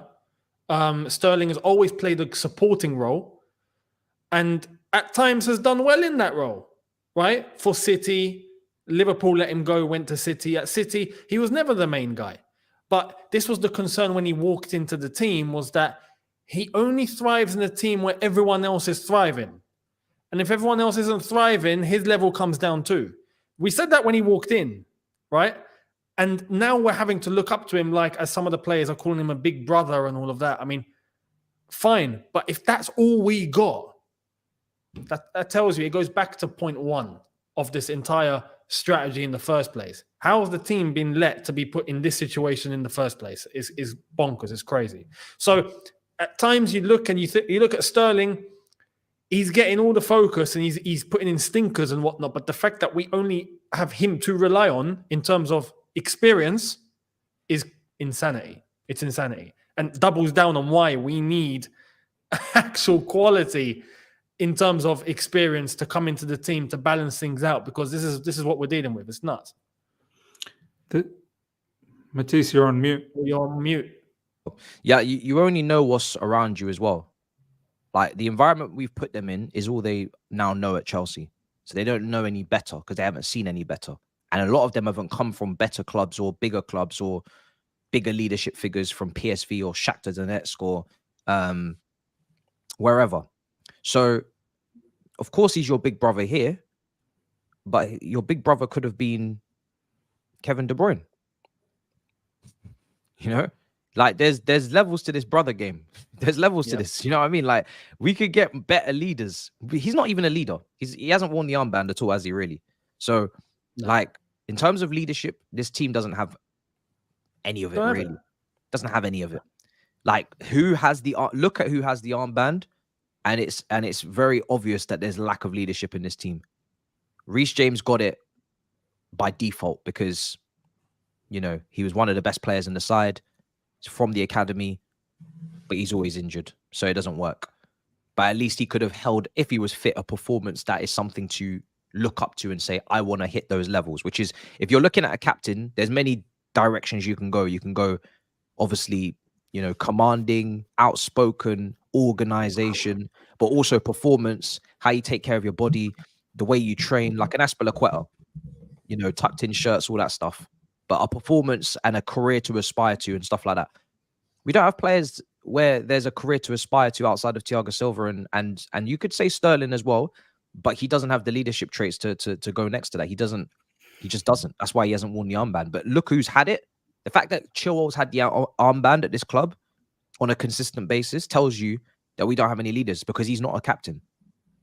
Levi Colwell should never have had it as early as he got it. He's not ready to be a captain either. He's still got his own mistakes in his game to iron out. Gallagher, again, not ready to be a captain for a team of this size, for a club of this size. So we don't have any leaders. And then we're obviously just naturally going to go to the most experienced players, but they're not leaders. They weren't leaders in their old teams. Why would they be leaders in this team? When was Sterling ever a captain for any of his previous clubs? He was never a captain. He was never a leader. So why are we expecting leadership now? That's what it is. That's what it comes down to. That's what it comes down to. And I think, for me, I think a lot of people obviously using like his past issues, but you know, to kind of bring it to this point right now. But like I said, if we're just basing him on his Chelsea time, it's been underwhelming in terms of just, it's not even about the stats for me. It's just the decision making. I just expect better. I don't expect a player of his caliber to be not squaring 3v1s, 2v1s. And it just, the only thing I can, because if it's awareness, that's a massive issue. Like, how can you not be aware of your surroundings playing football for that long in those scenarios? It's not down to you even peaking when you were younger and playing since you were 16 and not having the pace. I can understand the lack of pace or a drop off in your physical attributes. That's just intelligence, game intelligence. I'm expecting better game intelligence, but maybe that's just how Sterling's always been, and things don't change. But I'm expecting better game intelligence. To not be squaring that, I can only put that down to selfishness. To take that penalty off Palmer, who's scored every single penalty he's had this season, I can only put that down to selfishness. I'm sorry. I don't want to say you're selfish, but that is the only thing I can put it down to, is you're thinking of yourself and not the team. You're thinking of your own stats, or trying to get into the England squad for the Euros. You're not thinking about the team. There's no need for you to take that penalty off someone who's been putting them in. Facts. A friend, because you've known him at City. Doesn't make any sense. We're not 4-0 up. And there's no need for you to not be squaring 3v1s and 2v1s. I know you can hear them shouting on the right of you saying, yo, pass me the ball. I know you can hear them. Don't tell me you can't see them. You can definitely hear them. So why don't you just knock it across multiple times this season? What is the justification on 2 and 3v1s, not just knocking it across to your teammate repeatedly? What's the reason for that? Selfishness. And that's something that nobody's going to tolerate. No one's gonna have that at this club. In the predicament we're in, no one's going to have anybody being selfish. We're too shit to be selfish. That won't fly. So I think he's got to be on the bench anyway for the next couple of games, and it'll just maybe give a kick up his arse. But I think if they're doing wage cuts, then the left back position and him, those three combined are making like 500, 600k a week. And there's no leadership between the three of them. So you may as well, if you want to make cuts and you want to save money, leave the ticket prices alone and find new homes for those three players. And then you can get your wages down that way. Simple. You know, Supreme's put a very good comment there. And I think this is just to add context to what the situation is. Saying that Palmer gave it to him, but he basically threw the ball at him, right? But at the same time, he was asking, where was the captain or coach intervention? This is the result of the squad structure. And when you look to that, when the moment happened where Palmer, literally, he just flung the ball to him, right? Gallagher was there right next to them with the armband just watching. So you asked the question, as the captain, he's just let the ball be taken by another player instead of given to the designated penalty taker. Then you start asking, is there a designated penalty taker? And if there isn't, Poch, what are you doing? So it just screams there's so much inconsistency on so many levels. We don't know whether there's a penalty, a designated penalty taker or not. And if there is, why did Sterling take it off him? If there isn't, why don't we have one? And why isn't Palmer it? And if there is a debate going on between the two, why isn't the captain at the time, who was Gallagher, intervening? You'd think, would that happen with JT there? It just wouldn't. It just wouldn't. But then again, everyone knew when that was happening, Lampard was the penalty taker. You're just not taking it off him. That's it. So JT didn't even have to say anything because Lampard was at a point where he just said, listen, no, we got a game to win against Wigan at home, title deciding day. I know you're going for the golden boot, but I'm going to put this penalty in and then I'm going to set you up later. And that was in a title deciding game where we needed to win on the final day to win the Premier League. And we were going to win that game. We were smacking teams 7-8 all season under Ancelotti. But Lampard said, I know, and that was for a golden boot. And that was Drogba. Do you know what I'm saying? Like, there was levels to this game. That guy was going. So we talk about individualism. He's going for a golden boot and he's Didier Drogba, right? And he can definitely damn well take a penalty because we saw it in the Champions League final. But even Lampard in that moment was like, nah, it's not happening, mate. Not about you, it's about the team. This is a cup game. We're not leading by a clear margin. You're not Drogba, Sterling. But also the problem is Palmer's not Lampard. And that's the difference. Palmer doesn't have that authority. Or he was just purely tired at that point of telling him to go and just said, you know, I'll just take it regardless. And Gallagher doesn't have the authority either as a captain. No. So it's a mismatch everywhere, as Younes said. Exactly. It's just mismatches. But one thing that Palmer has done, and thankfully didn't cost us the result, is I don't think Sterling will go to Palmer again for a penalty this season at all. It won't happen. Yeah, you've had your penalty. Like the embarrassment now, like honestly, it would be insane. You've had your penalty, you got the ball, and you missed. So don't. Palmer's almost just like, okay, take it, do something, go on, take the ball. He didn't score, so don't come to me again now. That's it. You had your chance. Don't come to me again and ask for that football when I'm holding it because you're not gonna get it. And if you do ask for it, I can tell you now the crowd are gonna be on you because they want this ball to hit the back of the net. They're not interested in your GA stats. So that's just it. Palmer just teed him up for the rest of the season to just have those penalties to himself and not have to have this debate again. So it is what it is. Same outcome. What saddened me about that whole situation is that Raheem Sterling, you're much older than all of these players. Like, you're the experienced one, as Baba said. You've been here for 10 seasons. Yes, you earn a lot of money. That doesn't necessarily mean you have to take the biggest risks. You already won the penalty. You should have the know-how and the common sense that, wait a second, Palmer's the one who's been banging in the penalty. Exactly. I don't know if I can just take this and, I got to pick my spot. Is this a dead rubber? If this was a dead rubber, no problems. I'll have a kick. This is a quarterfinals of the FA Cup. We're only 1-0. Let's solidify the position. And maybe if I get another penalty down the track, Palmer might give that to me. Do you know what I mean? But right now, it's important. I've already won the penalty. So kudos to Sterling for winning the penalty. Let's give the ball to Palmer, who puts it away. I thought as a senior player, you would have that much of a common sense. Yeah. Why were you so greedy to put that away? It's also he's never been a penalty taker for like. He's never. That's the other thing. Yeah. Do you know what I mean? It's not like as if at your previous club you were the penalty taker and you've been banging them in for years, and that's not your bag. It's not your bag. But it is what it is. I think now the situation, if it wasn't already sorted, it's been sorted. Do you remember that free kick? Oh yeah, I don't even. That. Still flying, man. Look out your window. You might catch it. But that was just part of him having a bad game. I didn't mind him taking the free kick because he's the only person to score a free kick for us this season. Yeah. There was no one else to take it. Yeah. There was no one else that could have took the free kick anyway.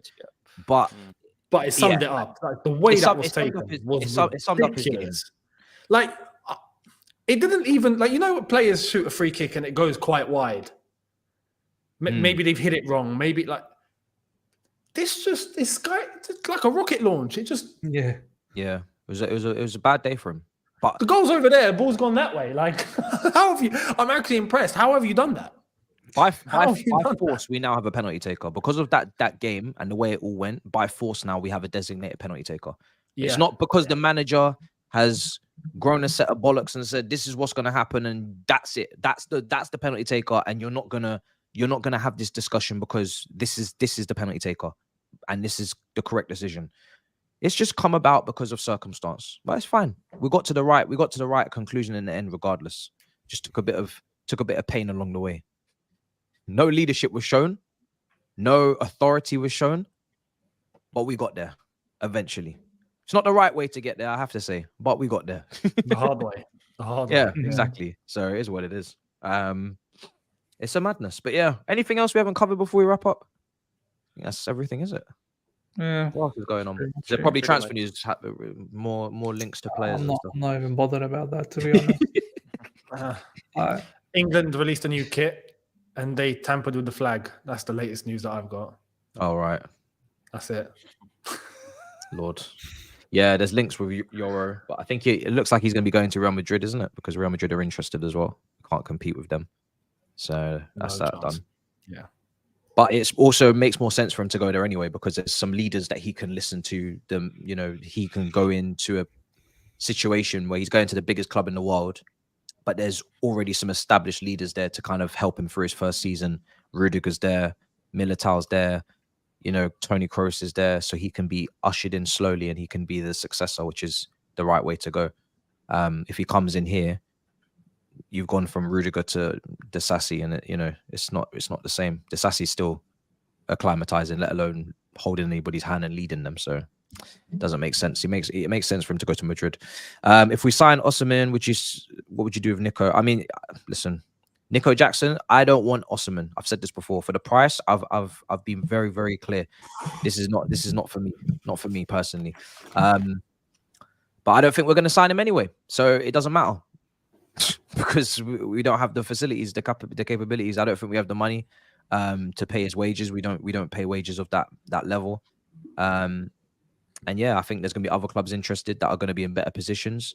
And if we want to spread the money out over multiple positions, and we want left back, striker, winger, well then I don't see us buying a £100 million player this summer, especially when you can't amortize it for 8-9 years as well. So I don't think it's a conversation, personally. I don't think we're going to get Osimhen. I don't think it's even a thing.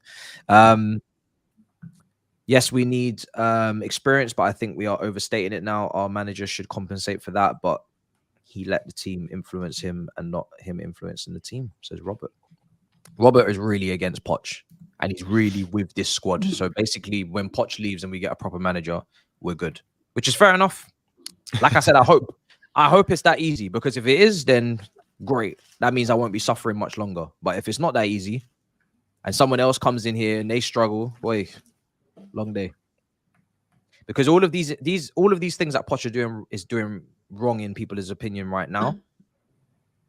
When the next manager comes in, because it's not going to be Simeone or whoever you want, whoever you think is world class, it's not going to be any world class manager. No manager that comes in here is going to be world class. They're going to be one of those developing managers that need time and milk and, you know, all of this. So when they come with their own faults, yeah, trust me, it'll be interesting to see the patience on the next one, because they're going to come with their own faults, their own, you know, crazy ideas that don't make any sense when they start misprofiling people as well, or whatever. They'll come with their own baggage. I can assure you. All right, let's wrap up. Miz, let the people know where to find you, bro. It's been a pleasure. What a show. Well, sure, top notch. The other side of the coin, yeah, obviously there's no matches or any previews, reviews, and all that. Just daily news and just bits and pieces of topics that I might find interesting that I'll probably share with you guys. And yeah, that's about it, man. Subscribe. The other side of the coin. There you go. Younes, let the people know where to find you, bro. It's been a pleasure. Great show. Yeah, has been. Younes Talks Football. I'll keep up to date with all that's going on. I've just seen one thing that's come out now from Matt Law. Yeah. Who created that sticker? Who's done that? And this is the thing. These were plastered across the bridge at the last game. Really? Multiple areas in the concourses, yeah. I saw one picture where there was a where you can recycle bottles and plastics and whatnot, and on it it's like Chelsea and whatnot, and on it was just these stickers on. And there's another one now that's been shared with this sticker. Yeah, this is the feeling. So this is what's going on. That's what's happening within especially the match going fan base. So yeah, I'll keep up to date and I'll address that later on. So all the latest news and that's what's happening. International break. I'll see what happens if there's any match reaction to give or whatnot. I mean, England will be playing, so I'll see if I'm going to be doing that. But apart from that, that's all me on Younes Talks Football, and then we'll wait for Chelsea to come back round.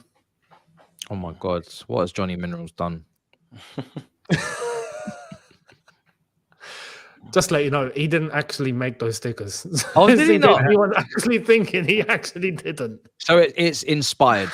I'm definitely going to say, yeah, listen, definitely inspired. Yeah, it's definitely inspired. That's for sure. That's definitely inspired by him. The idea is his for sure. We're gonna give credit where it's due. Well, that's interesting. Yeah, look forward to watching that video, Younes, because I'm done with talking Chelsea today. Baba, let the people know where to find you. It's been a pleasure. Yeah, man. Good to be back on the show. And this week is going to be about Indian football because India play their 2 back-to-back games in the World Cup qualifier. So tonight we play against Afghanistan, and on 26th as well, it's the home leg. So yeah, next 5-6 days are going to be about these 2 games, and let's hope we I do want to well. ask: is there actually a chance? Because obviously the World Cup is expanding, so a lot of countries that didn't think they could qualify might. Do you reckon there's a chance that India would make it? Because we've not for the country that has the second biggest population on earth, we would like to see you there. Yeah, but it's we are nowhere near close to the top 10 teams of Asia right now. So I hope we qualify for the next round, the 3rd round, which we should. But after that, it's like 6 teams in 3 groups. So that is how the grouping is done in the 3rd round for AFC. So you have to finish in the top 3 or top 4. So it looks Makes quite sense. unlikely because you will have like teams which are ranked higher than you. But it's a long process, so let's hope something magical happens. But I'm just focused on the 3rd round qualification. We'll take it from there, but looks unlikely right now. Oh, there you are. It's another 3-hour episode if you want to talk about that. Bro. Why India is not good at football. Bro, at least one thing I will say is at least you've got some escapism, because people are asking me, am I going to do Brazil England watch along? I'm not.